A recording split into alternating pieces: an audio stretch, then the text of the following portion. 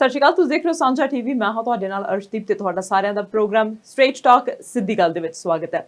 ਤੇ ਅੱਜ ਪ੍ਰੋਗਰਾਮ ਦੇ ਵਿੱਚ ਗੱਲਬਾਤ ਕਰਾਂਗੇ ਕਰੋਨਾ ਵਾਇਰਸ ਕੋਵਿਡ-19 ਦੀ ਸਥਿਤੀ ਨੂੰ ਲੈ ਕੇ ਕਿ ਕੀ ਸਥਿਤੀ ਬਣੀ ਹੋਈ ਹੈ ਦੇਸ਼ ਭਰ ਦੇ ਵਿੱਚ, ਤੇ ਨਾਲ ਗੱਲਬਾਤ ਹੋਵੇਗੀ ਰਾਜਨੀਤੀ ਦੇ ਬਾਰੇ, ਪੱਖਵੇਂ ਮੁੱਦਿਆਂ ਦੇ ਬਾਰੇ ਕਿ ਕੀ ਕੁਝ ਹੋ ਰਿਹਾ ਹੈ ਰਾਜਨੀਤੀ ਦੇ ਵਿੱਚ। ਤੇ ਅੱਜ ਮੇਰਾ ਸਾਥ ਦੇ ਰਹੇ ਨੇ senior journalist mister Harpreet Singh Dhaliwal. ਆਓ ਉਹਨਾਂ ਦਾ ਸਵਾਗਤ ਕਰਦੇ ਹਾਂ ਤੇ ਉਹਨਾਂ ਦੇ ਨਾਲ ਗੱਲਬਾਤ ਕਰਦੇ ਹਾਂ। ਮਿਸਟਰ ਧਾਲੀਵਾਲ, ਸਵਾਗਤ ਹੈ ਤੁਹਾਡਾ। ਸ਼ੁਕਰੀਆ ਅਰਸ਼ਦੀਪ। ਬਿਲਕੁਲ ਮਿਸਟਰ ਧਾਲੀਵਾਲ, ਜਿਵੇਂ ਮੈਂ ਗੱਲ ਕੀਤੀ ਹੈ ਕਿ ਕੋਵਿਡ-19 ਅੱਜ ਕੱਲ੍ਹ ਜਦੋਂ ਵੀ ਅਸੀਂ ਗੱਲ ਕਰਦੇ ਹਾਂ, ਸਭ ਤੋਂ ਪਹਿਲਾਂ ਜਿਹੜੀ ਸਾਡੀ ਗੱਲ ਦਾ ਮੁੱਦਾ ਹੁੰਦਾ ਜਾਂ ਅਸੀਂ ਗੱਲ ਦਾ ਵਿਸ਼ਾ ਕਹਿ ਲਈਏ ਹੁੰਦਾ ਕਰੋਨਾ ਵਾਇਰਸ। ਕਿ ਕੀ ਕੁਝ ਹੋ ਰਿਹਾ ਕਰੋਨਾ ਵਾਇਰਸ ਨੂੰ ਲੈ ਕੇ। ਕਹਿੰਦੇ ਨੇ ਕਦੇ ਸੋਚਿਆ ਨਹੀਂ ਸੀਗਾ ਕਿ ਸਾਰਾ ਕੁਝ ਤਾਂ ਖੁੱਲਾ ਹੋਊਗਾ ਤੇ ਪਰ ਅਸੀਂ ਕਿਤੇ ਜਾ ਨਹੀਂ ਪਾਵਾਂਗੇ, ਛੁੱਟੀਆਂ ਤਾਂ ਹੋਣਗੀਆਂ ਮਨਾ ਨਹੀਂ ਪਾਵਾਂਗੇ, ਆਈਸਕ੍ਰੀਮ ਖਾਣ ਦਾ ਮੌਸਮ ਤਾਂ ਹੋਊਗਾ ਖਾ ਨਹੀਂ ਪਾਵਾਂਗੇ, ਕਦੇ ਸੋਚਿਆ ਨਹੀਂ ਸੀ। ਸੋ ਇਹ ਦਿਨ ਵੀ ਕਦੇ ਆਉਣਗੇ, ਅਸੀਂ ਕਦੇ ਸੋਚਿਆ ਨਹੀਂ ਸੀਗਾ। ਕਰੋਨਾ ਵਾਇਰਸ ਨੂੰ ਲੈ ਕੇ ਹੁਣ ਸਥਿਤੀ ਜਿਹੜੀ ਗੰਭੀਰ ਹੁੰਦੀ ਜਾ ਰਹੀ ਹੈ, ਖਾਸ ਕਰਕੇ ਜੇ ਅਮਰੀਕਾ ਦੀ ਗੱਲ ਕਰ ਲਈਏ ਤੇ ਨਾਲ ਅਸੀਂ ਜੇ ਭਾਰਤ ਦੀ ਗੱਲ ਕਰ ਲਈਏ, ਬ੍ਰਾਜ਼ੀਲ ਦੀ ਗੱਲ ਕਰ ਲਈਏ, ਉੱਥੇ ਬਹੁਤ ਜ਼ਿਆਦਾ ਕੇਸ ਅੱਜ ਵੀ ਆ ਰਹੇ ਨੇ, ਕੰਟਰੋਲ ਨਹੀਂ ਹੋ ਰਿਹਾ। ਉਹਨਾਂ ਦੇ ਹੱਥ ਵੱਸ ਦੀ ਮੈਨੂੰ ਲੱਗਦਾ ਗੱਲ ਨਹੀਂ ਹੈ। ਪਰ WHO ਨੇ ਸਾਨੂੰ ਕੈਨੇਡਾ ਨੂੰ ਸ਼ਾਬਾਸ਼ੀ ਜ਼ਰੂਰ ਦੇਤੀ ਹੈ ਕਿ ਕੋਵਿਡ-19 ਨੂੰ ਸੰਭਾਲਣ ਦੇ ਵਿੱਚ ਵਧੀਆ ਯੋਗਦਾਨ ਜਿਹੜਾ ਉਹ ਪਾਇਆ ਜਾ ਰਿਹਾ ਕੈਨੇਡਾ ਦੇ ਵੱਲੋਂ।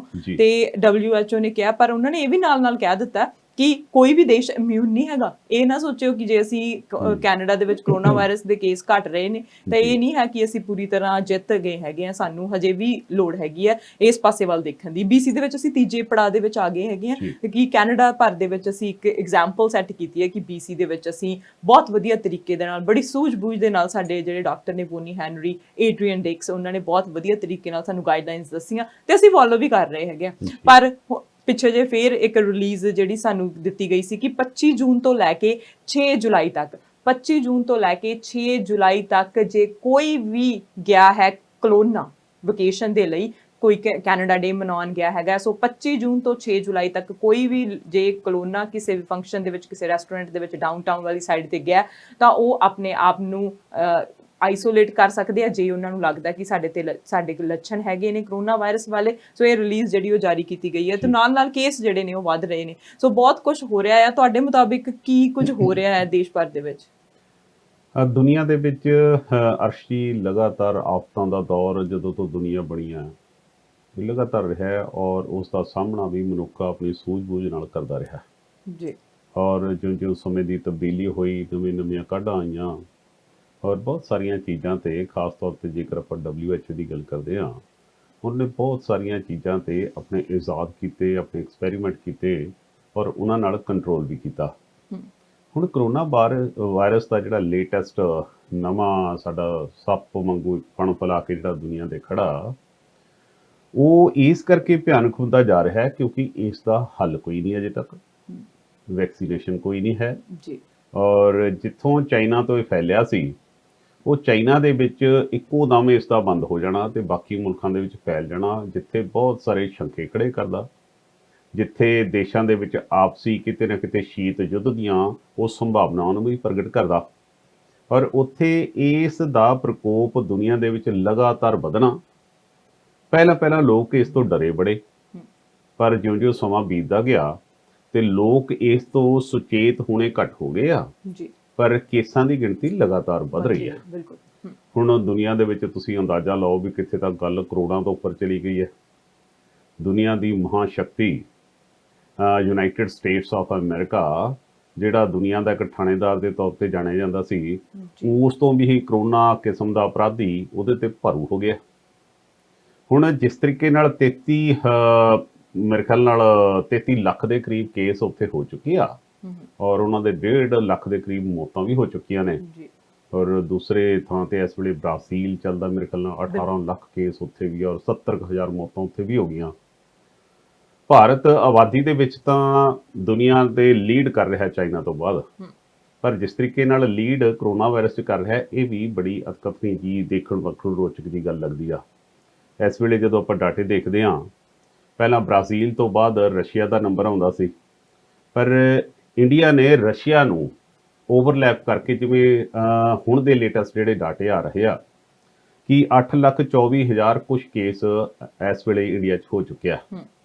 ਪਹਿਲਾਂ ਜਿਹੜਾ 100 ਦਿਨ ਸੀ ਨਾ, ਪਹਿਲੇ 110 ਦਿਨਾਂ ਦੇ ਵਿੱਚ ਲੱਖ ਕੇਸ ਇੰਡੀਆ ਦੇ ਵਿੱਚ ਹੋਇਆ ਸੀ, ਲਗਭਗ 3.5 ਮਹੀਨਿਆਂ 'ਚ। ਹੁਣ ਅਗਲੇ ਉਸ 110 ਦਿਨਾਂ ਦੇ ਵਿੱਚ 7 ਲੱਖ ਕੇਸ ਹੋਰ ਵਧ ਗਿਆ। ਕਿੰਨੀ ਤੇਜ਼ੀ ਨਾਲ ਇਹ ਆਪਣਾ ਫਨ ਫੈਲਾ ਰਿਹਾ ਹੈ ਔਰ ਕਿੰਨੀ ਤੇਜ਼ੀ ਨਾਲ ਸੰਕਰਮਿਤ ਲੋਕ ਜਿਹੜੇ ਇਹਦੇ ਵਿੱਚ ਹੋ ਰਹੇ ਆ ਜੀ। ਉਸ ਦੇ ਵਿੱਚ ਖਾਸ ਤੌਰ ਤੇ ਜਦੋਂ ਆਪਾਂ ਦੁਨੀਆ ਦੇ ਬਾਕੀ ਮੁਲਕਾਂ ਦੀ ਗੱਲ ਕਰਦੇ ਹਾਂ, ਤੁਸੀਂ ਕੈਨੇਡਾ ਦਾ ਬੜਾ ਸੋਹਣਾ ਵਿਖਿਆਨ ਕੀਤਾ। ਕੈਨੇਡਾ ਨੇ ਹਾਲਾਂਕਿ ਜਿਹੜਾ ਐਪੀਸੈਂਟਰ ਪਹਿਲਾਂ ਲੱਗਦਾ ਸੀ ਕਿ ਬ੍ਰਿਟਿਸ਼ ਕੋਲੰਬੀਆ ਹੋ ਸਕਦਾ, ਫਿਰ ਇੱਥੋਂ ਤਬਦੀਲ ਹੁੰਦਾ ਫਿਰ ontario ਤੇ ਫਿਰ ਕਿਊਬਿਕ ਦੇ ਵਿੱਚ ਗਿਆ, ਪਰ ਫਿਰ ਵੀ ਇਹਨਾਂ ਨੇ ਬੜਾ ਸੁਚੱਜੇ ਢੰਗ ਨਾਲ ਇਸ ਨੂੰ ਕੰਟਰੋਲ ਕਰਨ ਦੀ ਕੋਸ਼ਿਸ਼ ਕੀਤੀ ਆ, ਜਿਸ ਦੇ ਵਿੱਚ ਕਿਤੇ ਨਾ ਕਿਤੇ ਇਹ ਕੁਝ ਲੈਵਲ ਤੇ ਕਾਮਯਾਬੀ ਹੁੰਦੇ ਨਜ਼ਰ ਆਉਂਦੇ। ਹਾਲਾਂਕਿ ਤੁਹਾਡੀ ਉਹੀ ਗੱਲ ਕਿ ਲੋਕ ਅੱਗੇ ਨਾਲੋਂ ਜਿਹੜੇ ਪਹਿਲਾਂ ਦਿਨ 'ਚ 20 ਵਾਰੀ ਹੱਥ ਧੋਇਆ ਕਰਦੇ ਸੀ, ਹੁਣ ਉਹਨਾਂ ਦੀ ਗਿਣਤੀ 5 ਜਾਂ 4 ਜਾਂ 6 ਵਾਰ ਤੇ ਆ ਗਈ ਹੈ। ਹੁਣ ਉਹ ਸਾਰੀ ਚੀਜ਼ ਦੇ ਵਿੱਚ ਜਿਹੜਾ ਫਣ ਫਲਾਈ ਬੈਠੀ ਬਿਮਾਰੀ ਹੈ, ਇਸ ਦਾ ਵੈਕਸੀਨੇਸ਼ਨ ਨਾ ਹੋਣ ਕਰਕੇ ਔਰ WHO ਦੇ ਜਿਹੜੇ ਟੈਡਰੋਸ ਗੈਬਰੇਸਸ ਨੇ ਉਹਨੇ ਕਿਹਾ ਕਿ ਤੁਸੀਂ ਇਹਨੂੰ ਇੰਨਾ ਲਾਈਟਲੀ ਨਾ ਲਓ। WHO ਨੇ ਇਹ ਵੀ ਕਹਿਤਾ ਹੈ ਅਰਸ਼ ਕਿ ਜਿਹੜਾ ਪਹਿਲਾਂ ਕਹਿੰਦੇ ਨਹੀਂ ਸੀ ਹੁੰਦੇ ਵੀ ਇਕੱਲਾ ਖੰਘਣ ਨਾਲ ਜਿਹੜੇ ਡ੍ਰੌਪਲੇਟ ਆਉਂਦੇ ਆ ਉਹਨਾਂ ਦੇ ਨਾਲ ਹੁੰਦਾ, ਪਰ ਹੁਣ ਉਹ ਇਹ ਵੀ ਕਹਿ ਰਿਹਾ ਕਿ ਇਹ ਹਵਾ ਦੇ ਵਿੱਚ ਵੀ ਮੌਜੂਦ ਹੈ, ਇਹ ਵੀ ਤੁਹਾਡੇ ਵਾਸਤੇ ਹੋ ਸਕਦਾ ਹੈ। ਹੁਣ ਆਪਾਂ ਗੱਲ ਕਰਦੇ ਹਾਂ ਭਾਰਤ ਦੀ।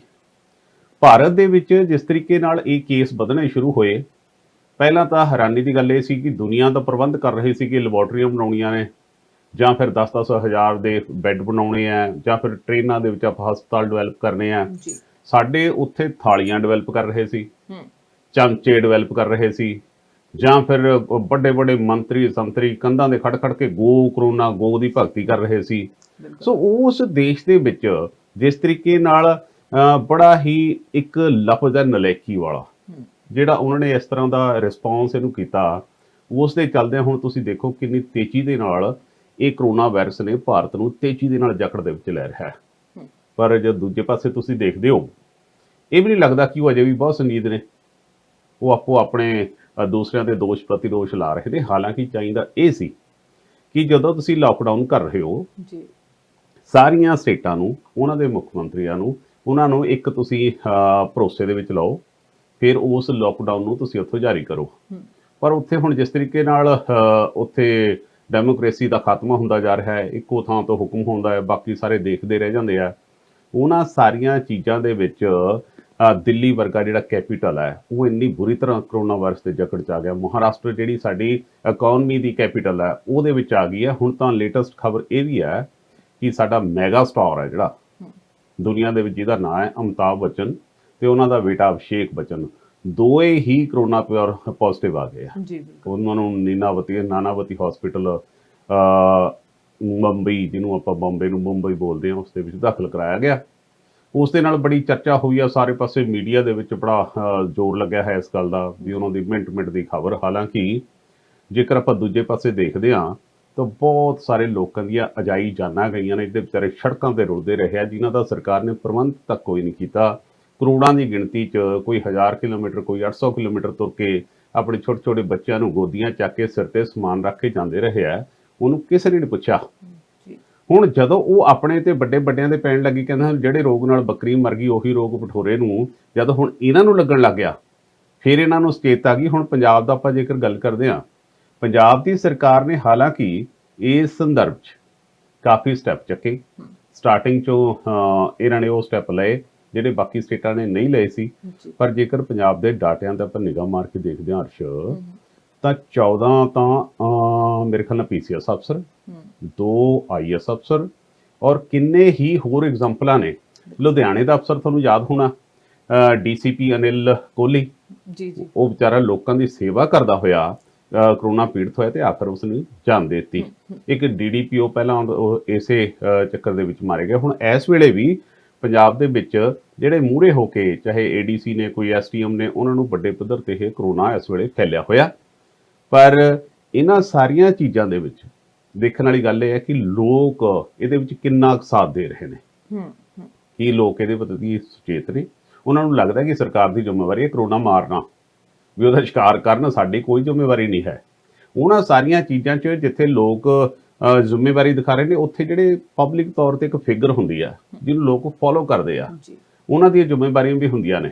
ਉਹ ਭਾਵੇਂ ਕਿ ਪਹਿਲਾਂ ਤਾਂ ਉਹਨਾਂ ਦੀ ਕਾਫੀ ਸਾਰੇ ਕਲਾਕਾਰਾਂ ਦੀਆਂ ਆਡੀਓ ਵੀਡੀਓ ਬਹੁਤ ਆਈਆਂ, ਪਰ ਅੱਜ ਦੀ ਖਬਰ, ਕੱਲ੍ਹ ਦੀ ਖਬਰ ਮੈਨੂੰ ਇਹ ਵੀ ਪਤਾ ਲੱਗੀ ਹੈ ਕਿ ਪਟਿਆਲੇ ਦੇ ਵਿੱਚ ਰਾਜਪੁਰਾ ਸ਼ਹਿਰ ਹੈ, ਰਾਜਪੁਰੇ ਦੇ ਲਾਗੇ ਇੱਕ ਬੜਾ ਗੁਰਨਾਮ ਭੁੱਲਰ ਨਾਂ ਦਾ ਇੱਕ ਸਿੰਗਰ ਹੈ, ਬੜਾ ਪਪੂਲਰ ਹੈ, ਉਹ ਆਪਣੀ ਉੱਥੇ ਸ਼ੂਟਿੰਗ ਕਰ ਰਿਹਾ ਹੈ ਤੇ ਉਹ ਉਹਨੂੰ ਆਪਣੀ ਪਈ ਹੀ ਹੈ, ਕਹਿੰਦਾ ਵੀ ਕੋਈ ਮਰੇ ਕੋਈ ਜੀਵੇ, ਸੋਖਰਾ ਭੂਰ ਪਤਾਸੇ ਪੀਵੇ, ਉਹ ਆਪਣਾ ਲੱਗਿਆ ਹੈ ਕਰਨ ਵਾਸਤੇ। ਸੋ ਇਹ ਜਿਹੜੀਆਂ ਪਬਲਿਕ ਫਿਗਰ ਨੇ ਜਿਹਨੂੰ ਲੋਕ ਫੋਲੋ ਕਰਦੇ ਆ ਜੀ, ਉਹਨਾਂ ਦਾ ਫਰਜ਼ ਬਣਦਾ ਕਿ ਇਸ ਤਰ੍ਹਾਂ ਜਿਹੜੀ ਭਿਆਨਕ ਬਿਮਾਰੀ ਹੈ ਆਪਾਂ ਸੰਜੀਦਗੀ ਦੇ ਨਾਲ ਲੋਕਾਂ ਵਾਸਤੇ ਇੱਕ ਰੋਲ ਮਾਡਲ ਦੇ ਤੌਰ ਤੇ ਚੱਲ ਰਹੇ ਹਾਂ ਔਰ ਸਾਨੂੰ ਰੋਲ ਮਾਡਲ ਦੇ ਤੌਰ ਤੇ ਵਿਚਰਨਾ ਚਾਹੀਦਾ। ਜਦੋਂ ਤੁਹਾਡੀਆਂ ਇਸ ਤਰ੍ਹਾਂ ਦੀਆਂ ਖਬਰਾਂ ਆਉਂਦੀਆਂ ਨੇ ਫਿਰ ਲੋਕਾਂ ਨੂੰ ਹੋਰ ਮੌਕਾ ਲੱਗਦਾ ਤੇ ਸਰਕਾਰਾਂ ਵਾਸਤੇ ਹੋਰ ਸਮੱਸਿਆਵਾਂ ਖੜੀਆਂ ਹੁੰਦੀਆਂ ਨੇ।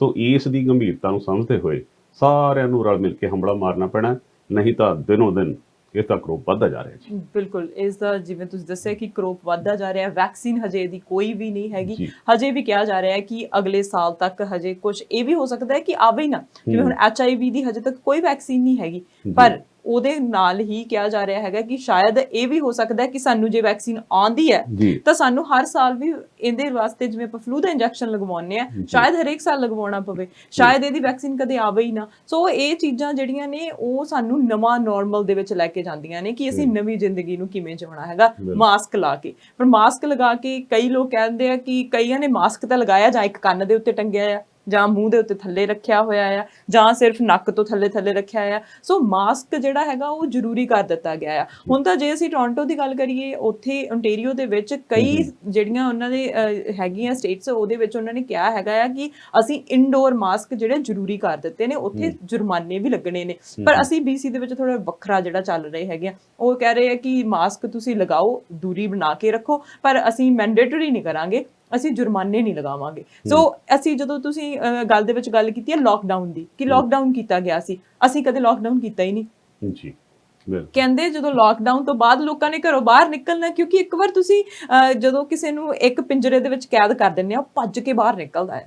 ਜਦੋਂ ਤੁਸੀਂ ਭੱਜ ਕੇ ਬਾਹਰ ਨਿਕਲਦੇ ਆ ਤੇ ਉਹ ਇੱਕ ਦੂਜੇ ਨੂੰ ਜ਼ਰੂਰ ਮਿਲਦੇ ਆ। ਇੰਨੇ ਟਾਈਮ ਦੇ ਤੁਸੀਂ ਵਿਛੜੇ ਦੋਸਤਾਂ ਨੂੰ ਸਾਨੂੰ ਆਦਤ ਨਹੀਂ ਕਿ ਅਸੀਂ ਇਸ ਤਰ੍ਹਾਂ ਦੀ ਜ਼ਿੰਦਗੀ ਜਿਉਈਏ। ਤੇ ਉਸ ਤੋਂ ਬਾਅਦ ਜਿਹੜਾ ਕਰੋਨਾ ਹੈਗਾ ਉਹਨੇ ਬਹੁਤ ਵੱਡੇ ਲੈਵਲ ਤੇ ਫੈਲਣਾ ਆ। ਸਾਡੀ BC ਦੀ ਇਕਨੋਮੀ 60% ਚੱਲਦੀ ਰਹੀ ਹੈ ਕਰੋਨਾ ਦੇ ਟਾਈਮ ਦੇ ਵਿੱਚ ਵੀ, ਪਰ ਇਹ ਹੈ ਕਿ ਹਜੇ ਸਾਨੂੰ ਸਿਆਣਪ ਦੀ ਲੋੜ ਹੈਗੀ ਹੈ, ਸਾਨੂੰ ਇੱਕ ਦੂਜੇ ਦੇ ਨਾਲ ਜਿਹੜਾ ਹੈਗਾ ਆ ਉਹ ਸਾਥ ਦੇਣ ਦੀ ਲੋੜ ਹੈ, ਪਰ ਵੱਖਰੇ ਹੋ ਕੇ ਦੂਰ ਰਹਿ ਕੇ ਸਾਨੂੰ ਸਾਥ ਦੇਣ ਦੀ ਲੋੜ ਹੈ। ਕਿਉਂਕਿ ਜਦੋਂ ਅਸੀਂ ਬਾਲੀਵੁੱਡ ਦੀ ਗੱਲ ਕੀਤੀ ਹੈ ਕਿ ਉੱਥੇ ਵੀ ਕਰੋਨਾ ਵਾਇਰਸ ਹੈ, ਵੱਡੇ ਵੱਡੇ ਲੋਕਾਂ ਨੂੰ ਵੀ ਕਰੋਨਾ ਵਾਇਰਸ ਹੈ, ਤਾਂ ਕਰੋਨਾ ਵਾਇਰਸ ਜਾਤ ਪਾਤ ਨਹੀਂ ਦੇਖਦਾ, ਊਚ ਨੀਚ ਨਹੀਂ ਦੇਖਦਾ, ਰੰਗ ਨਹੀਂ ਦੇਖਦਾ, ਕੁਝ ਵੀ ਨਹੀਂ ਦੇਖਦਾ। ਉਹ ਸਿਰਫ ਇਹ ਦੇਖਦਾ ਹੈ ਕਿ ਹਿਊਮਨ ਟੂ ਹਿਊਮਨ ਜਿਹੜਾ ਹੈਗਾ ਆ, ਉਹ ਜਿਹੜੀ ਸਾਨੂੰ ਐਕਸਪਲੋਜਨ ਹੋ ਰਿਹਾ ਹੈਗਾ, ਐਕਸਪਲੋਰ ਹੋ ਰਿਹਾ ਹੈਗਾ, ਉਹ ਸਾਰਾ ਹਿਊਮਨ ਟੂ ਹਿਊਮਨ ਹੋ ਰਿਹਾ ਹੈਗਾ। ਸੋ ਸਾਨੂੰ ਇਤਿਹਾਤ ਵਰਤਣ ਦੀ ਲੋੜ ਹੈਗੀ ਹੈ।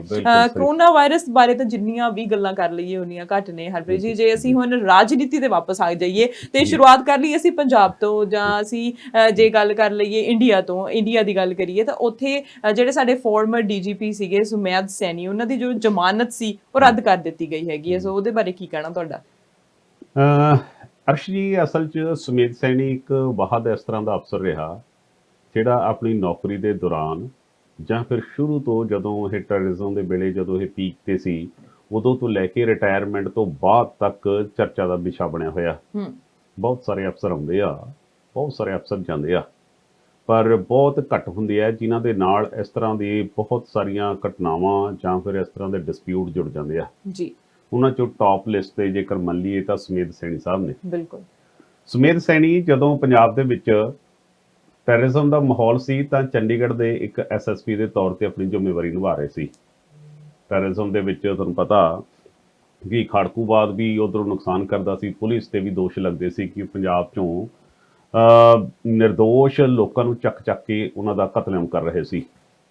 ਪਰ ਜਿਹੜਾ ਦਵਿੰਦਰਪਾਲ ਸਿੰਘ ਭੁੱਲਰ ਔਰ ਖਾਸ ਤੌਰ ਤੇ ਉੱਥੋਂ ਦੇ ਇੱਕ IAS ਅਫਸਰ ਦਾ ਬੇਟਾ ਬਲਵੰਤ ਸਿੰਘ ਮੁਲਤਾਨੀ ਨੂੰ ਸੁਮੇਧ ਸੈਣੀ ਤੇ ਦੋਸ਼ ਲੱਗੇ ਕਿ ਉਹਨਾਂ ਨੇ ਉਸ ਨੂੰ ਗੈਰ ਕਾਨੂੰਨੀ ਢੰਗ ਨਾਲ ਚੱਕਿਆ, ਥਾਣੇ ਦੇ ਵਿੱਚ ਰੱਖਿਆ ਔਰ ਉਸ ਤੇ ਅਣਮਨੁੱਖੀ ਤਸ਼ੱਦਦ ਕੀਤੇ, ਉਸ ਨੂੰ ਅਗਵਾ ਕਰਨਾ ਤੇ ਉਸ ਤੋਂ ਬਾਅਦ 'ਚੋਂ ਭੇਦ ਭਰੇ ਹਾਲਾਤਾਂ ਦੇ ਵਿੱਚ ਉਸ ਦੀ ਮੌਤ ਹੋ ਜਾਣੀ।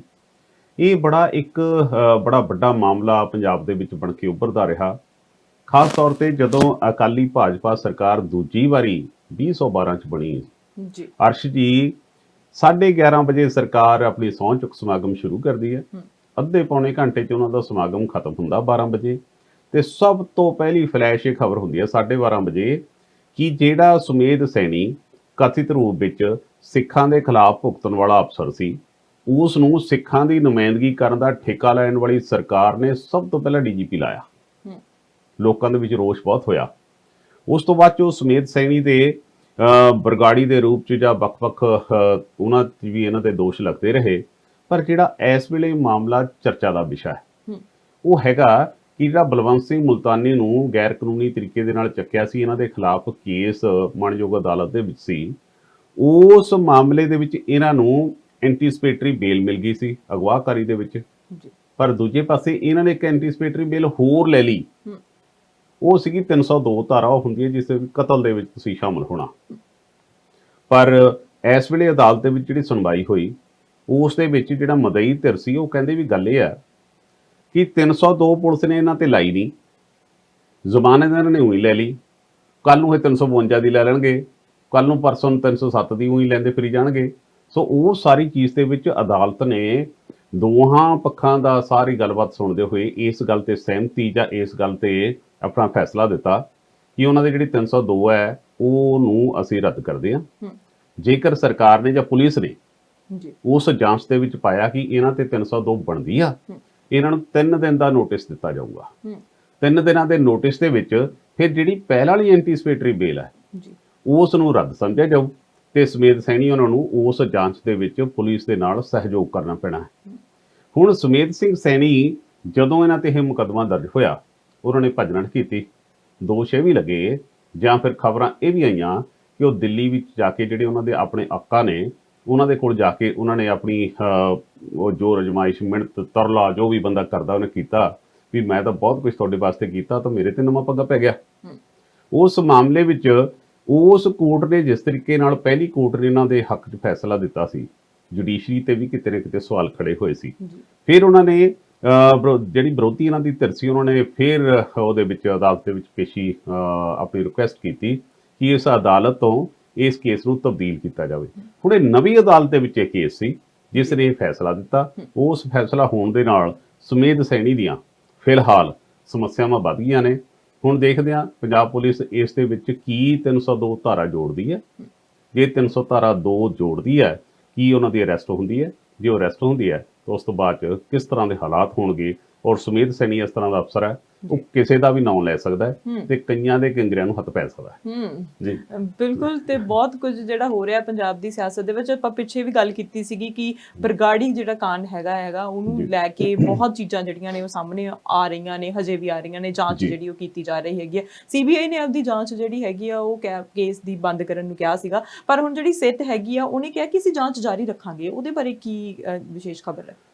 ਅਸਲ 'ਚ ਇਹ ਜਦੋਂ 2015 ਦੇ ਵਿੱਚ ਹਾਲਾਤ ਇਦਾਂ ਦੇ ਬਣੇ, ਜਦੋਂ ਸਾਡੀ ਮੈਂ ਪਹਿਲਾਂ ਤੁਹਾਡੇ ਨਾਲ ਗੱਲ ਕੀਤੀ ਹੈ ਕਿ ਧਰਮ ਨੂੰ ਰਿਪਰੈਜ਼ੈਂਟ ਕਰਦੀ ਸ਼੍ਰੋਮਣੀ ਅਕਾਲੀ ਦਲ ਤੇ ਇੱਕ ਕਮਿਊਨਲ ਦੇ ਤੌਰ ਤੇ ਵਰਤਣ ਵਾਲੀ ਬੀਜੇਪੀ, ਜਦੋਂ ਇਹਨਾਂ ਦਾ ਰਾਜ ਭਾਗ ਚੱਲ ਰਿਹਾ ਸੀ ਤਾਂ ਉਸ ਹਾਲਾਤ ਦੇ ਵਿੱਚ ਪਹਿਲਾਂ 2007 ਦੇ ਵਿੱਚ ਸਰਸੇਵਾਲਾ ਰਾਮ ਰਹੀਮ ਸਿੰਘ ਦਸਮ ਪਾਤਸ਼ਾਹ ਗੁਰੂ ਗੋਬਿੰਦ ਸਿੰਘ ਜੀ ਦਾ ਸਵਾਂਗ ਰਚਦਾ, ਸਿੱਖਾਂ ਦੇ ਹਿਰਦੇ ਬੁਲੰਦਰੇ ਜਾਂਦੇ ਆ, ਬਹੁਤ ਪ੍ਰੋਟੈਸਟ ਹੁੰਦੇ ਆ ਔਰ ਗੋਲੀ ਦੇ ਨਾਲ ਨੌਜਵਾਨ ਮੁੰਡੇ ਪ੍ਰੋਟੈਸਟ ਦੇ ਵਿੱਚ ਮਾਰੇ ਵੀ ਜਾਂਦੇ ਆ।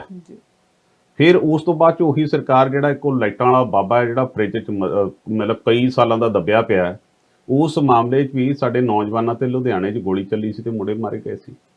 ਲੋਕਾਂ 'ਚ ਗੁੱਸਾ ਇਸ ਗੱਲ ਦਾ ਸੀ ਕਿ ਤੁਸੀਂ ਆਪਣੇ ਆਪ ਨੂੰ ਰਿਪਰੈਜ਼ੈਂਟ ਕਰਦੇ ਹੋ ਸਿੱਖਾਂ ਦੀ ਨੁਮਾਇੰਦਗੀ ਕਲਾਸ ਦਾ, ਪਰ ਜਦੋਂ ਵੀ ਕਿਤੇ ਨੁਕਸਾਨ ਹੁੰਦਾ ਹੈ, ਚਾਹੇ 1977 'ਚ ਨਿਰੰਕਾਰੀਆਂ ਵੇਲੇ ਹੋਇਆ ਜਾਂ ਫਿਰ 2007 ਦੇ ਵਿੱਚ ਹੋਇਆ ਜਾਂ ਫਿਰ ਉਹ ਲਾਈਟਾਂ ਵਾਲੇ ਦੇ ਮਾਮਲੇ 'ਚ ਹੋਇਆ, ਜਾਂ ਵੀ ਜਦੋਂ ਵੀ ਕੋਈ ਗੱਲ ਹੁੰਦੀ ਹੈ ਤਾਂ ਸਿੱਖਾਂ ਦਾ ਨੁਕਸਾਨ ਹੁੰਦਾ। ਹੁਣ 2015 ਦੇ ਵਿੱਚ ਜਿਸ ਤਰੀਕੇ ਨਾਲ ਭਾਈ ਹਰਜਿੰਦਰ ਸਿੰਘ ਮਾਝੀ ਨੇ ਇੱਕ ਉਸ ਏਰੀਏ ਦੇ ਵਿੱਚ ਜਿਹੜਾ ਪਿਓਰ ਮਾਲਵਾ ਇੱਧਰਲੀ ਬੈਲਟ ਹੈ ਉਹਦੇ ਵਿੱਚ ਉਹਨਾਂ ਨੇ ਦੀਵਾਨ ਲਾਏ। ਦੀਵਾਨ ਦੇ ਵਿੱਚ ਇਸ਼ੂ ਰੱਖਿਆ ਗਿਆ ਕਿ ਜਿਹੜਾ ਸਰਸੇਵਾਲਾ ਹੈ ਉਸ ਦੇ ਖਿਲਾਫ ਕੀ ਸਿੱਖੀ ਨੂੰ ਢਾਹ ਲਾ ਰਿਹਾ।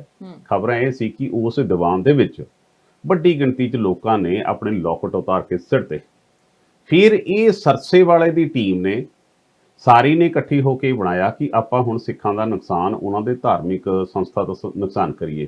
ਗੁਰੂ ਗ੍ਰੰਥ ਸਾਹਿਬ ਦੀ ਚੋਰੀ ਹੋਣੀ, ਬੁਰਜ ਜਵਾਹਰ ਸਿੰਘ ਤੋਂ ਜੋ ਸਾਰੀ ਦੀ ਸਾਰੀ ਘਟਨਾਕ੍ਰਮ ਹੋਈ, ਉਸ ਤੋਂ ਬਾਅਦ ਚੋਂ ਇਹ ਕੇਸ ਫਿਰ ਸੀਬੀਆਈ ਦੇ ਕੋਲ ਚਲਿਆ ਗਿਆ। ਪਰ ਸੀਬੀਆਈ ਨੇ ਸਵਾਹ ਨਹੀਂ ਡਾਈ। ਸੀਬੀਆਈ ਬਣ ਗਈ ਤੋਤਾ ਪਿੰਜਰੇ ਦਾ, ਉਹ ਉਹੀ ਭਾਸ਼ਾ ਬੋਲਦੀ ਜਿਹੜੀ ਉਹਦੇ ਮਾਸਟਰ ਬੋਲਦੇ ਸੀ। ਸੋ ਉਸ ਕਰਕੇ ਉਹਨਾਂ ਨੇ 3-4 ਸਾਲ ਦੀ ਪੜਤਾਲ ਕਰਕੇ ਇਹ ਕਹਿਤਾ ਕਿ ਇਸ ਕੇਸ ਦੇ ਵਿੱਚ ਬਣਦਾ ਕੁਝ ਨਹੀਂ, ਇਹਦੀ ਅਸੀਂ ਕਲੋਜ਼ਰ ਰਿਪੋਰਟ ਦਿੰਦੇ ਹਾਂ। ਹੁਣ ਪੰਜਾਬ ਸਰਕਾਰ ਨੇ ਜਦੋਂ SIT ਬਣਾਤੀ ਤਾਂ ਉਹੀ CBI ਨੂੰ ਫੇਰ ਉੱਥੋਂ ਤੁਣਕਾ ਵੱਜਿਆ ਕਿ ਚਲੋ ਬਈ ਜਾ ਕੇ ਉਹ, ਕਿਉਂਕਿ ਸਰਸੇ ਵਾਲਾ ਨਾ ਫਸ ਜਾਏ ਕਿਤੇ ਦੁਬਾਰਾ, ਉਹਦਾ ਕੇਸ 'ਚ ਨਾਮਜ਼ਦ ਹੋ ਗਿਆ, ਉਸ ਦੇ ਨਾਲ ਫਿਰ ਤਾਰਾਂ ਅੱਗੇ ਤੱਕ ਜੁੜ ਗਈਆਂ। ਉਹ ਸਾਰੀ ਚੀਜ਼ ਦੇ ਵਿੱਚ CBI ਨੇ ਦੁਬਾਰਾ ਕੋਰਟ ਦੇ ਵਿੱਚ ਜਾ ਕੇ ਇਹ ਕਿਹਾ ਕਿ ਇਸ ਕੇਸ ਨੂੰ ਰੋਕਿਆ ਜਾਵੇ। ਪਹਿਲਾਂ ਤਾਂ ਉਹ ਕਹਿੰਦੇ ਜੀ ਇਹਦੇ 'ਚ ਲੱਭਿਆ ਕੁਝ ਨਹੀਂ ਸੀ, ਅਸੀਂ ਜਾਂਚ ਪੜਤਾਲ ਕਰ ਚੁੱਕੇ ਹਾਂ, SIT ਤਾਂ ਬਣਦਾ ਹੀ ਕੱਖ ਨਹੀਂ, ਇਹਦੀ ਜਾਂਚ ਰੋਕੀ ਜਾਵੇ। ਫਿਰ ਜਦੋਂ ਨਹੀਂ ਗੱਲ ਬਣਦੀ ਕਿ ਉਹ ਕਹਿੰਦੇ ਜੀ ਵੀ ਜਾਂ ਫਿਰ ਅਸੀਂ ਦੁਬਾਰਾ ਰਿਵਿਊ ਕਰਨਾ ਜੀ, ਅਸੀਂ ਉਹ ਦੁਬਾਰਾ ਜਾਂਚ ਕਰਾਂਗੇ। ਦੇਖੋ ਤੁਸੀਂ ਕਿਸ ਤਰ੍ਹਾਂ ਦਾ ਹਲਕਾ ਕੋਈ ਕਿਸ ਤਰੀਕੇ ਦੀ ਕੋਸ਼ਿਸ਼ ਕੀਤੀ ਜਾ ਰਹੀ ਹੈ। ਮਾਣਯੋਗ ਅਦਾਲਤ ਨੇ ਉਹਨਾਂ ਨੂੰ ਸੁਣਿਆ, ਉਹਨਾਂ ਨੇ ਕਿਹਾ ਕਿ ਜਿਹੜੀਆਂ ਤੁਹਾਡੀਆਂ ਐਪਲੀਕੇਸ਼ਨਸ ਨੇ ਇਹਨਾਂ 'ਚ ਬਹੁਤ ਸਾਰੀਆਂ ਤਰੁੱਟੀਆਂ ਨੇ, ਸੋ ਇਸ ਕਰਕੇ ਅਸੀਂ ਇਸ ਤੇ ਸਟੇ ਨਹੀਂ ਦੇ ਸਕਦੇ। ਫਿਲਹਾਲ ਜਿਹੜੀ SIT ਰਣਵੀਰ ਸਿੰਘ ਖੱਟੜਾ ਦੀ ਅਗਵਾਈ ਦੇ ਵਿੱਚ ਬਣੀ ਹੋਈ ਹੈ, ਜਿਸ ਦੇ ਵਿੱਚ ਉਹਨਾਂ ਨੇ ਉਸ ਜਿਹੜੇ ਡੇਰਾ ਪ੍ਰੇਮੀ ਫੜਿਆ, ਹੁਣ ਉਹ ਜਿਹੜਾ ਸੁਨਾਰੀਆ ਜੇਲ੍ਹ ਦੇ ਵਿੱਚ ਸਬਜ਼ੀਆਂ ਕੱਟਦਾ ਬੈਠਾ, ਹੁਣ ਇਹ ਵੀ ਹੋ ਸਕਦਾ ਕਿ ਉਹਨੂੰ ਵੀ ਪੁਲਿਸ ਚੱਕ ਕੇ ਲਿਆਵੇ ਤੇ ਇੱਥੇ ਆ ਕੇ ਪੁੱਛੇ ਵੀ ਤੈਂ ਕੀ ਕੀ ਕੀਤਾ। ਅਸਲ ਵਿੱਚ ਉਹਨੂੰ ਬਚਾਉਣ ਦੇ ਮਾਮਲੇ 'ਚ CBI ਕਥਿਤ ਰੂਪ ਵਿੱਚ ਸਾਰੀ ਖੇਡ ਖੇਡ ਰਹੀ ਹੈ, ਪਰ ਅਦਾਲਤ ਨੇ ਇਸ ਵੇਲੇ ਉਹਨਾਂ ਦਾ ਸਪੋਇਲ ਦੇ ਐਪਲ ਕਾਰਡ, ਉਹਨਾਂ ਦੇ ਸਾਰੇ ਰਾਇਤਾ ਉਹਨਾਂ ਦਾ ਖੰਡਾਤਾ। ਹੁਣ ਦੇਖਦੇ ਆ ਅਗਲੇ ਸਮਾਂ ਜਿਹੜਾ ਹੁੰਦਾ ਹੈ, ਬੜੀ ਤੇਜ਼ੀ ਨਾਲ ਐਪਲੀਕੇਸ਼ਨ ਉਹਨਾਂ ਨੇ ਹੋਰ ਪਾਈਆਂ ਨੇ, ਕੀ ਹੁੰਦਾ ਦੇਖੋ। ਬਿਲਕੁਲ, ਤੇ ਹੁਣ ਇਸ ਸਮੇਂ ਦੇ ਨਾਲ ਆਪਾਂ ਬ੍ਰੇਕ ਵੀ ਲੈ ਲੈਂਦੇ ਹਾਂ, ਬ੍ਰੇਕ ਤੋਂ ਬਾਅਦ ਵਾਪਸ ਆਉਂਦੇ ਹਾਂ। ਬਿਲਕੁਲ ਜੀ, ਸਟ੍ਰੇਟ ਟਾਕ ਸਿੱਧੀ ਗੱਲ ਪ੍ਰੋਗਰਾਮ ਦੇ ਵਿੱਚ ਗੱਲਬਾਤ ਹੋ ਰਹੀ ਹੈਗੀ ਹੈ ਪੱਖ ਦੇ ਮੁੱਦਿਆਂ ਦੇ ਬਾਰੇ, ਪੰਜਾਬ ਦੇ ਬਾਰੇ, ਹੋਰ ਵੀ ਟੌਪਿਕ ਨੇ ਗੱਲਬਾਤ ਕਰਨ ਲਈ। ਤੁਸੀਂ ਕਿਧਰੇ ਨਹੀਂ ਜਾਣਾ, ਦੇਖਦੇ ਰਹੋ ਸਾਂਝਾ TV। ਰੁਕਦੇ ਹਾਂ ਕਮਰਸ਼ੀਅਲ ਬ੍ਰੇਕ ਦੇ ਲਈ।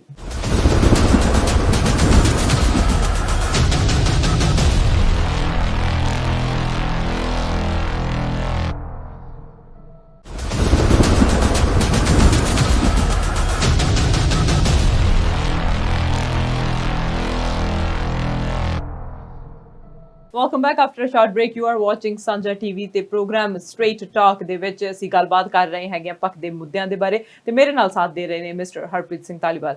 ਸੋ ਮਿਸਟਰ ਧਾਲੀਵਾਲ, ਅਸੀਂ ਬ੍ਰੇਕ ਤੋਂ ਪਹਿਲਾਂ ਕਾਫੀ ਚੀਜ਼ਾਂ ਡਿਸਕਸ ਕੀਤੀਆਂ ਨੇ, ਤੇ ਪਰ ਹੁਣ ਜਿਹੜੀ ਚੀਜ਼ ਲਾਈਮਲਾਈਟ ਦੇ ਵਿੱਚ ਜਿਹੜਾ ਜ਼ਿਆਦਾ ਅਸੀਂ ਗੱਲ ਕਰੀਏ ਟੌਪਿਕ ਦੀ, ਉਹ ਵਿਕਾਸ ਦੁਬੇ ਆ ਜਿਹੜਾ, ਉਹਨਾਂ ਦਾ ਟੌਪਿਕ ਹੈਗਾ ਆ। ਕਿਵੇਂ ਉਹਨਾਂ ਨੂੰ ਫਿਲਮੀ ਸਟਾਈਲ 'ਚ ਮਾਰਿਆ ਗਿਆ, ਕਿਵੇਂ ਉਹਨਾਂ ਨੂੰ ਜਿਹੜਾ ਹੈ ਮਾਰਨ ਦੇ ਪਿੱਛੇ ਕੀ ਕਾਰਨ ਰਹੇ, ਕਈ ਲੋਕਾਂ ਨੇ ਬਚ ਗਏ ਹੈਗੇ ਆ ਉਹਦੇ ਮਰਨ ਦੇ ਨਾਲ, ਕਈ ਲੋਕਾਂ ਦੇ ਜਿਹੜੇ ਗੁਪਤ ਚੀਜ਼ਾਂ ਅਸੀਂ ਕਹਿ ਸਕਦੇ ਹੈਗੇ ਆ ਕਿ ਜਿਹੜੇ ਉਹਨਾਂ ਦੇ ਰਾਜ ਸੀਗੇ ਉਹ ਬਾਹਰ ਆਉਣੋਂ ਬਚ ਗਏ ਹੈਗੇ ਆ। ਸੋ ਰਾਜਨੀਤੀ ਦੇ ਵਿੱਚ ਬਹੁਤ ਕੁਝ ਹੋ ਰਿਹਾ ਹੈ। ਰਾਜਨੀਤੀ ਦੇ ਵਿੱਚ ਇੱਕ ਅਪਰਾਧੀਕਰਨ ਜਿਹੜੀ ਚੀਜ਼ ਹੈਗੀ ਆ ਉਹ ਕੀ ਹੈ, ਕਿਵੇਂ ਉਹ ਇੱਕ ਜਿਹੜਾ ਰਾਜਨੀਤੀ ਦੇ ਵਿੱਚ ਅਪਰਾਧੀਆਂ ਨੂੰ ਲੁਕਾਉਣਾ, ਉਹਨੂੰ ਅੱਗੇ ਨਹੀਂ ਲੈ ਕੇ ਜਾਣਾ, ਸੋ ਇਹ ਕਿਸ ਤਰ੍ਹਾਂ ਕੰਮ ਕਰਦੀ ਹੈ, ਕਿਸ ਤਰ੍ਹਾਂ ਚੱਲਦਾ ਹੈ ਸਭ ਕੁਝ?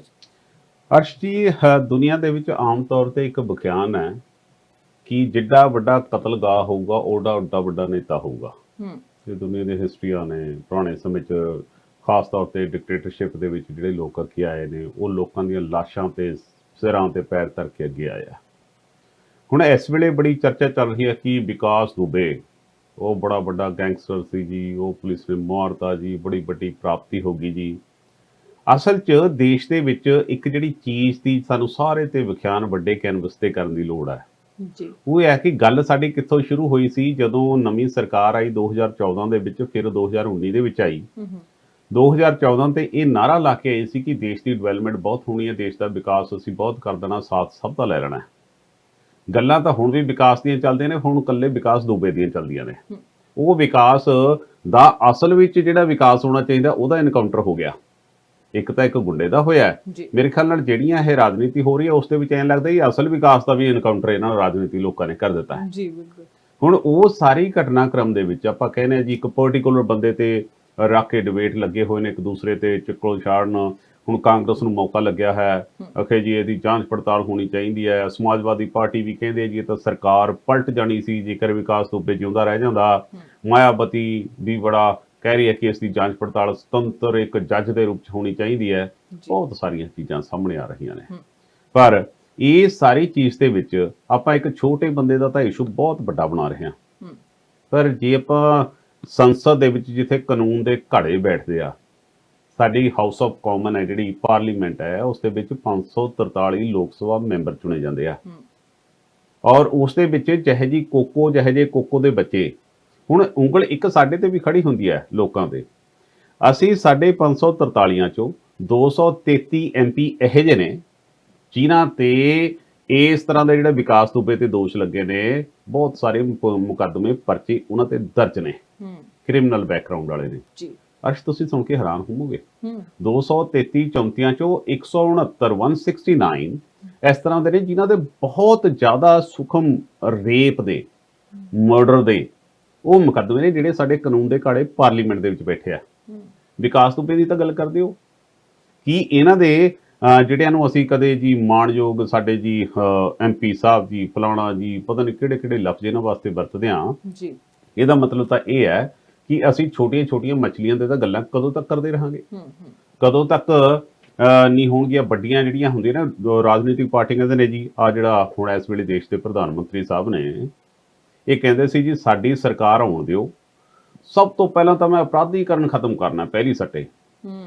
ਔਰ ਹੁਣ ਤੁਸੀਂ ਡਾਟੇ ਚੱਕ ਕੇ ਦੇਖ ਲਓ, ਪਿਛਲੇ 6-7 ਸਾਲਾਂ 'ਚ 40% ਅਪਰਾਧੀਕਰਨ ਇਹਨਾਂ ਰਾਜਨੀਤਿਕ ਪਾਰਟੀਆਂ 'ਚ ਵਧਿਆ, ਔਰ ਖਾਸ ਤੌਰ ਤੇ BJP ਤੇ ਦੋਸ਼ ਲੱਗਦੇ ਨੇ। ਫਿਰ ਤੁਹਾਡੀ ਕਹਿਣੀ ਔਰ ਕਰਨੀ 'ਚ ਫਰਕ ਕਿੰਨਾ ਜੀ। ਸੋ ਇਹ ਸਾਰੀਆਂ ਚੀਜ਼ਾਂ ਦੇ ਵਿੱਚ ਇਹਨਾਂ ਦੇ ਮਤਲਬ ਵੀ ਇਹਨਾਂ ਦੀਆਂ ਗੱਲਾਂ ਬਾਤਾਂ ਹੋਰ ਨੇ, ਪਰ ਅਸਲ ਇਹਨਾਂ ਦਾ ਹੋਰ ਪਾਸੇ ਨੂੰ ਚੱਲਦਾ। ਹੁਣ ਇਸ ਸਾਰੇ ਘਟਨਾਕ੍ਰਮ ਦੇ ਵਿੱਚ ਉਥੇ ਦੋਸ਼ ਲਾਤਾ ਜੀ, ਫਲਾਣਾ ਹੋ ਗਿਆ ਜੀ, ਕੀ ਕੋਈ ਇਸ ਤਰ੍ਹਾਂ ਦਾ ਕਾਨੂੰਨ ਬਣਾਉਣ ਵਾਸਤੇ ਰਾਜਨੀਤਿਕ ਪਾਰਟੀਆਂ ਇਕੱਠੀਆਂ ਹੋਣਗੀਆਂ, ਜਾਂ ਆਪਾਂ ਸਾਰੇ ਰਲ ਮਿਲ ਕੇ ਕਹੀਏ ਕਿ ਕੋਈ ਵੀ ਇਸ ਤਰ੍ਹਾਂ ਦਾ ਬੰਦਾ ਜਿਹੜਾ ਹੋਊਗਾ ਉਹਨੂੰ ਰਾਜਨੀਤਿਕ ਤੌਰ ਤੇ ਚੋਣ ਨਹੀਂ ਲੜਾਈ ਜਾਊਗੀ। ਰਾਜਨੀਤੀ ਔਰ ਅਪਰਾਧੀਕਰਨ ਦਾ ਇਸ ਤਰ੍ਹਾਂ ਦਾ ਮਜ਼ਬੂਤ ਸੰਗਠਨ ਭਾਰਤ ਦੇ ਵਿੱਚ ਬਣ ਚੁੱਕਿਆ। ਦੇਸ਼ ਦਾ ਪ੍ਰਧਾਨ ਮੰਤਰੀ ਹੈ, ਦੇਸ਼ ਦੇ ਪ੍ਰਧਾਨ ਮੰਤਰੀ ਤੇ ਵੀ ਦੋਸ਼ ਲੱਗੇ ਕਿ ਇਹਨੇ 2002 ਦੇ ਵਿੱਚ ਗੋਧਰਾ ਦੇ ਜਿਹੜਾ ਕਤਲੋਗਾਰਦ ਹੋਈ, ਇਸ ਦੀ ਮਾਇਆ ਕੋਡਨਾਨੀ ਇਹਨਾਂ ਦੀ ਕੈਬਨਿਟ ਮੰਤਰੀ ਸੀ ਇਹਨਾਂ ਦੀ ਉਸ ਸਰਕਾਰ ਦੇ ਵਿੱਚ, ਉਹ ਦੋਸ਼ ਸਾਬਤ ਹੋਏ ਕੋਰਟ ਦੇ ਵਿੱਚ ਕਿ ਇਹਨਾਂ ਨੇ ਕਤਲੋਗਾਰਦ ਕੀਤੀ ਲੋਕਾਂ ਦੀ। ਇਸ ਤੋਂ ਪਹਿਲਾਂ 1984 ਦੇ ਵਿੱਚ ਕਾਂਗਰਸ ਦੀ ਪ੍ਰਧਾਨ ਮੰਤਰੀ ਜਦੋਂ ਇੰਦਰਾ ਗਾਂਧੀ ਮਰਦੀ ਆ, ਤਾਂ ਉਸ ਤੋਂ ਬਾਅਦ ਚੋਂ ਜਿਹੜਾ ਸਿੱਖਾਂ ਦਾ ਜੈਨੋਸਾਈਡ 3 ਦਿਨ ਹੋਇਆ, 3000 ਦੇ ਕਰੀਬ ਸਿੱਖਾਂ ਦਾ ਕਤਲ ਹੋਇਆ, ਉਸ ਦੇ ਵਿੱਚ ਵੀ ਉਹ ਸਾਰਾ ਉਹਨਾਂ ਤੇ ਦੋਸ਼ ਲੱਗਦਾ ਜੀ। ਉਸ ਤੋਂ ਇਲਾਵਾ ਬਹੁਤ ਸਾਰੇ ਇਸ ਤਰ੍ਹਾਂ ਦੀਆਂ ਘਟਨਾਵਾਂ ਜਿਹੜਾ ਇਸ ਵੇਲੇ ਮਾਡਲ ਦਿਖਾਇਆ ਜਾ ਰਿਹਾ ਨਾ, ਯੂਪੀ ਦੇ ਵਿੱਚ ਗੁਜਰਾਤ ਮਾਡਲ ਦੀ ਆਪਾਂ ਤਸਵੀਰ ਦੇਖ ਰਹੇ ਹਾਂ ਕਿ ਕੋਈ ਅਦਾਲਤ ਨਹੀਂ, ਕੋਈ ਲੋਕਤੰਤਰ ਨਹੀਂ, ਜਿੱਥੇ ਮਰਜ਼ੀ ਜਿਹੜਾ ਜੀ ਕੀਤਾ ਉਹਨੂੰ ਫੜ ਕੇ ਮਾਰ ਦਿਓ, ਆਪਾਂ ਸਾਰੇ ਜਾਣਦੇ ਹਾਂ। ਇਸ ਤਰ੍ਹਾਂ ਦੇ ਐਨਕਾਊਂਟਰ ਗੁਜਰਾਤ 'ਚ ਵੀ ਹੁੰਦੇ ਰਹੇ ਆ। ਈਸ਼ਰ ਜਹਾਂ ਦਾ ਕੇਸ ਹੋਇਆ, ਸਾਹਬੂਦੀਨ ਦਾ ਕੇਸ ਹੋਇਆ, ਹੋਰ ਬਹੁਤ ਸਾਰੇ ਕੇਸ ਹੋਏ, ਔਰ ਉਹਨਾਂ ਦੇ ਵਿੱਚ ਜਿਹੜੇ ਇਸ ਵੇਲੇ ਦੇਸ਼ ਦੇ ਗ੍ਰਹਿ ਮੰਤਰੀ ਨੇ ਇਹ ਤੜੀ ਪਾਰ ਵੀ ਰਹੇ ਆ। ਸੋ ਜਦੋਂ ਸਾਡੇ ਉਸ ਲੈਵਲ ਦੇ ਲੋਕ ਜਿਹੜੇ ਸਾਡੇ ਦੇਸ਼ ਨੂੰ ਚਲਾ ਰਹੇ ਨੇ, ਉਹ ਵਿਕਾਸ ਦੁਬੇ ਦੇ ਬਾਪ ਜਿਹੜੇ ਉੱਥੇ ਬੈਠੇ ਆ, ਉਹਨਾਂ ਤੇ ਤਾਂ ਉਂਗਲ ਕੋਈ ਨਹੀਂ ਖੜੀ ਕਰਦਾ। ਸਿਰਫ ਆ ਛੋਟੀਆਂ ਮੋਟੀਆਂ ਇਸ਼ੂ ਤੇ, ਹਾਂਜੀ ਤੁਹਾਡਾ ਅਪਰਾਧੀ ਸੀ, ਇਹ BJP ਦਾ ਅਪਰਾਧੀ ਹੈ ਜੀ, ਇਹ ਸਮਾਜਵਾਦੀ ਪਾਰਟੀ ਦਾ ਅਪਰਾਧੀ ਹੈ, ਤਾਂ ਕਾਂਗਰਸੀਆਂ ਨਾਲ ਸੰਬੰਧ ਰਹੇ ਨੇ, ਪਰ ਇਸ ਹਮਾਮ 'ਚ ਸਾਰੇ ਨੰਗੇ ਨੇ। ਸੋ ਇਸ ਦੇ ਵਿੱਚ ਇਹ ਸਾਰੇ ਦੇ ਸਾਰੇ ਇਨਵੋਲਵ ਲੋਕ ਨੇ ਇਸ ਮਾਮਲੇ 'ਚ। ਅਰਸ਼, ਮੈਂ ਸਮਝਦਾ, ਮੈਨੂੰ ਲੱਗਦਾ ਨਹੀਂ ਸਾਡੇ ਦੇਸ਼ ਦਾ ਜਿਸ ਤਰੀਕੇ ਨਾਲ ਸਾਡਾ ਸਟੈਂਡਰਡ ਡਿੱਗਦਾ ਜਾਂਦਾ, ਦੁਨੀਆ ਭਰ ਦੀ ਨਿਗਾਹ ਦੇ ਵਿੱਚ ਸਾਡਾ ਸਟੈਂਡਰਡ ਡਿੱਗਦਾ ਜਾਂਦਾ, ਕਿ ਇਹ ਚੀਜ਼ਾਂ ਘਟਣਗੀਆਂ। ਇਹ ਚੀਜ਼ਾਂ ਲਗਾਤਾਰ ਜਿਸ ਤਰੀਕੇ ਨਾਲ ਵੱਧ ਰਹੀਆਂ ਨੇ, ਤਾਂ ਲੋਕਤੰਤਰ ਤਾਂ ਪਹਿਲਾਂ ਹੀ ਖਤਮ ਹੁੰਦਾ ਜਾ ਰਿਹਾ। ਮੈਨੂੰ ਲੱਗਦਾ ਕਿ ਜਿਹੜੇ ਇਸ ਵੇਲੇ 233 ਨੇ, ਇਹ ਵੀ ਪੋਸੀਬਿਲਿਟੀ ਹੋ ਸਕਦੀ ਹੈ ਕਿ ਆਉਂਦੀ ਜਿਹੜੀ ਲੋਕ ਸਭਾ ਦੀ ਚੋਣਾਂ 'ਚ 500 ਜਾਂ 433 ਜਾਂ 382 ਜਾਂ ਲਗਭਗ 500 ਹੋ ਜਾਣ। ਇਹਦੇ ਵਿੱਚ ਕੋਈ ਬਹੁਤੀ ਮਤਲਬ ਹੈਰਾਨੀ ਵਾਲੀ ਗੱਲ ਨਹੀਂ ਹੋਣੀ ਆਪਾਂ ਨੂੰ। ਬਿਲਕੁਲ, ਜਦੋਂ ਕਹਿੰਦੇ ਆ ਕਿ ਜਦੋਂ ਲੀਡਰ, ਜਦੋਂ ਜਿਨ੍ਹਾਂ ਨੇ ਦੇਸ਼ ਨੂੰ ਚਲਾਉਣਾ ਆ, ਉਹੀ ਇਸ ਤਰ੍ਹਾਂ ਦੇ ਕੰਮ ਕਰਦੇ ਹੋਣ, ਤਾਂ ਬਾਅਦ 'ਚ ਅਸੀਂ ਜਨਤਾ ਤੋਂ ਕੀ ਉਮੀਦ ਕਰ ਸਕਦੇ ਹਾਂ? ਜਿਹੜੇ ਭੋਲੇ ਭਾਲੇ ਲੋਕ ਨੇ, ਉਹ ਸਿਰਫ ਇਸੇ ਆਸ ਤੇ ਹੀ ਬੈਠੇ ਨੇ ਕਿ ਸਰਕਾਰ ਕੁਝ ਕਰੇਗੀ, ਸਰਕਾਰ ਕੁਝ ਕਰੇਗੀ, ਸਰਕਾਰ ਸਾਡੇ ਲਈ ਕੁਝ ਕਰੇਗੀ। ਜਿਨ੍ਹਾਂ ਨੂੰ ਅਸੀਂ ਵੋਟਾਂ ਪਾ ਕੇ ਚੁਣਿਆ ਹੈਗਾ, ਵੋਟ ਪਾਉਣ ਦਾ ਅਧਿਕਾਰ ਅਸੀਂ ਇੰਨੇ ਜ਼ਿਆਦਾ ਮੁਸ਼ਕਿਲਾਂ ਤੋਂ ਬਾਅਦ ਲਿਆ ਹੈਗਾ ਹੈ ਕਿ ਅਸੀਂ ਇੱਕ ਸਰਕਾਰ ਚੁਣ ਸਕੀਏ ਤੇ ਉਹ ਸਾਡੇ ਲਈ ਫੈਸਲੇ ਕਰੇ। ਤੇ ਜਦੋਂ ਅਸੀਂ ਉਹਨਾਂ ਤੋਂ ਹੀ, ਜਦੋਂ ਅਸੀਂ ਉਮੀਦਾਂ ਜਿਹੜੀਆਂ ਟੁੱਟ ਜਾਂਦੀਆਂ ਨੇ, ਤੇ ਫਿਰ ਉਸ ਤੋਂ ਬਾਅਦ ਕਿੱਧਰ ਜਾਵਾਂਗੇ? ਇਹਦੇ 'ਚ ਅਰਸ਼ ਮੈਨੂੰ ਇੱਕ ਗੱਲ ਹੋਰ ਵੀ ਨਜ਼ਰ ਆਉਂਦੀ ਹੈ, ਇਹਦੇ ਵਿੱਚ ਕਿਤੇ ਨਾ ਕਿਤੇ ਅਸੀਂ ਆਪ ਵੀ ਜ਼ਿੰਮੇਵਾਰ ਆ। ਬਿਲਕੁਲ, ਅਸੀਂ ਸਰਕਾਰਾਂ ਨੂੰ ਤਾਂ ਹਮੇਸ਼ਾ ਹੀ ਉਹਨਾਂ ਤੇ ਉਂਗਲ ਖੜੀ ਕਰਦੇ ਰਹਿੰਦੇ ਹਾਂ, ਪਰ ਜਦੋਂ ਤੱਕ ਅਸੀਂ ਆਪਣਾ ਆਪ ਨਹੀਂ ਸੰਵਾਰਾਂਗੇ, ਜਦੋਂ ਤੱਕ ਅਸੀਂ ਆਪਣੇ ਆਪ ਨਹੀਂ ਖੜੇ ਹੁੰਦੇ, ਜਲਤੇ ਘਰ ਕੋ ਦੇਖਣੇ ਵਾਲੋਂ ਫੂਸ का छप्पर आपका है, जलती आग के तेज हवा है, जल्दी आग के पीछे तेज हवा है, आगे मुकद्दर आपका है, उसकी मौत पे मैं भी चुप था, मेरा नंबर आया है, मेरी मौत पे आप भी चुप हो, अगला नंबर आपका है। तो कदों तक ਅਸੀਂ ਚੁੱਪ ਰਹਾਂਗੇ, ਕਦੋਂ ਤੱਕ ਇਹ ਸਾਰੀਆਂ ਚੀਜ਼ਾਂ ਕਰਦੇ ਰਹਾਂਗੇ? ਸੋ ਸਾਨੂੰ ਆਪਣੇ ਆਪ ਨੂੰ ਸੁਚੇਤ ਹੋਣਾ ਪੈਣਾ, ਸਾਨੂੰ ਅੱਗੇ ਆਉਣਾ ਪੈਣਾ, ਸਾਨੂੰ ਆਪਣੇ ਆਪ ਅੰਦਰ ਇੱਕ ਜਿਹੜੀ ਦੇਸ਼ ਭਗਤੀ ਦੀਆਂ ਜਾਲੀ ਦੀਆਂ ਗੱਲਾਂ ਕਰਦੇ ਆ, ਜੇਕਰ ਦੇਸ਼ ਦੇ ਪ੍ਰਤੀ ਸੁਚੇਤ ਆ, ਤਾਂ ਸਾਨੂੰ ਇਹ ਪਤਾ ਹੋਣਾ ਚਾਹੀਦਾ ਕਿ ਅਪਰਾਧੀ ਕਿਸਮ ਦੇ ਲੋਕ ਨੇ, ਜਾਂ ਫਿਰ ਸਾਡੀ ਜ਼ਮੀਰ ਤਾਂ ਨਹੀਂ ਖਰੀਦ ਰਹੇ, ਜਾਂ ਫਿਰ ਸਾਡੀਆਂ ਵੋਟਾਂ ਲੁੱਟ ਤਾਂ ਨਹੀਂ ਰਹੇ। ਜਦੋਂ ਅਸੀਂ ਇਹ ਤੱਕ ਸੁਚੇਤ ਨਹੀਂ ਹੁੰਦੇ ਉਦੋਂ ਤੱਕ ਭਲੇ ਦੀ ਆਸ ਨਹੀਂ ਕੀਤੀ ਜਾ ਸਕਦੀ। ਚੰਗੇ ਲੋਕ ਇਹੋ ਜਿਹੇ ਵੀ ਹੈ ਕਿ ਵੋਟ ਪਾਉਣ ਜਾਂਦੇ ਹੀ ਨਹੀਂ, ਨਹੀਂ ਕਈ ਲੋਕ ਨਹੀਂ ਜਾਂਦੇ ਵੋਟ ਪਾਉਣ, ਬਹੁਤ ਸਾਰੇ ਨਹੀਂ ਜਾਂਦੇ। ਜਿਹੜੇ ਸੁਚੇਤ ਨੇ ਜਾਂ ਜਿਹੜੇ ਮਤਲਬ ਚੰਗੇ ਜਿਹੜੇ ਸੋਚ ਰੱਖਦੇ ਆ ਉਹ ਤਾਂ ਜਾਂਦੇ ਹੀ ਨਹੀਂ। ਉਹ ਤਾਂ ਗਰੀਬਾਂ ਦੀਆਂ ਵੋਟਾਂ ਹੁੰਦੀਆਂ ਨੇ, ਉਹਨਾਂ ਨੂੰ ਵਿਚਾਰਿਆਂ ਨੂੰ ਕੋਕਾ ਕੋਲਾ ਦੀਆਂ ਬੋਤਲਾਂ ਤੇ ਲੁੱਟ ਲੈਂਦੇ ਆ, ਜਾਂ ਫਿਰ ਜਿਹੜੇ ਕੋਈ ਲਾਲਚੀ ਕਿਸਮ ਦੇ ਹੁੰਦੇ ਉਹਨਾਂ ਨੂੰ ਸ਼ਰਾਬ ਦੀਆਂ ਬੋਤਲਾਂ ਤੇ ਲੁੱਟ ਲੈਂਦੇ ਆ।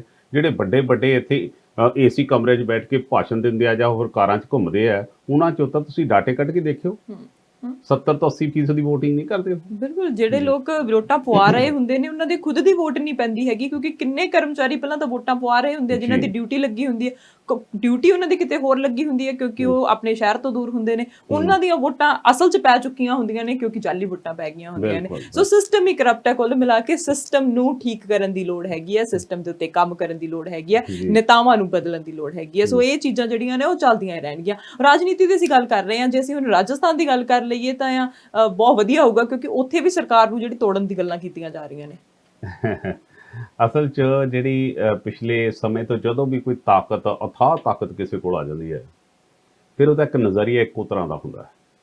ਆਮ ਤੌਰ 'ਤੇ ਇੱਕ ਕਹਾਵਤ ਹੁੰਦੀ ਹੈ ਅਰਸ਼, ਕਿ ਜਿਹੜੇ ਉੱਚ ਲੋਕ ਹੁੰਦੇ ਆ ਨਾ ਉਹਨਾਂ ਦਾ ਧਰਮ ਇੱਕੋ ਹੀ ਹੁੰਦਾ। ਆਮ ਤੌਰ 'ਤੇ ਲੋਕ ਛੋਟਿਆਂ ਧਰਮਾਂ 'ਚ ਫਸੇ ਹੁੰਦੇ ਆ, ਉਹ ਕਹਿੰਦੇ ਮੇਰਾ ਧਰਮ ਚੰਗਾ, ਉਹ ਕਹਿੰਦਾ ਮੇਰਾ ਮਾੜਾ ਹੈ। ਪਰ ਜਦ ਤੁਸੀਂ ਇੱਕ ਐਲੀਟ ਕਲਾਸ ਜਿਹੜੀ ਉੱਪਰ ਦੁਨੀਆ ਨੂੰ ਚਲਾਉਂਦੀ ਹੈ, ਉਹ ਸਾਰਿਆਂ ਦਾ ਰਹਿਣ ਸਹਿਣ ਜ਼ਿੰਦਗੀ ਇੱਕੋ ਤਰ੍ਹਾਂ ਦੀ ਹੁੰਦੀ ਹੈ।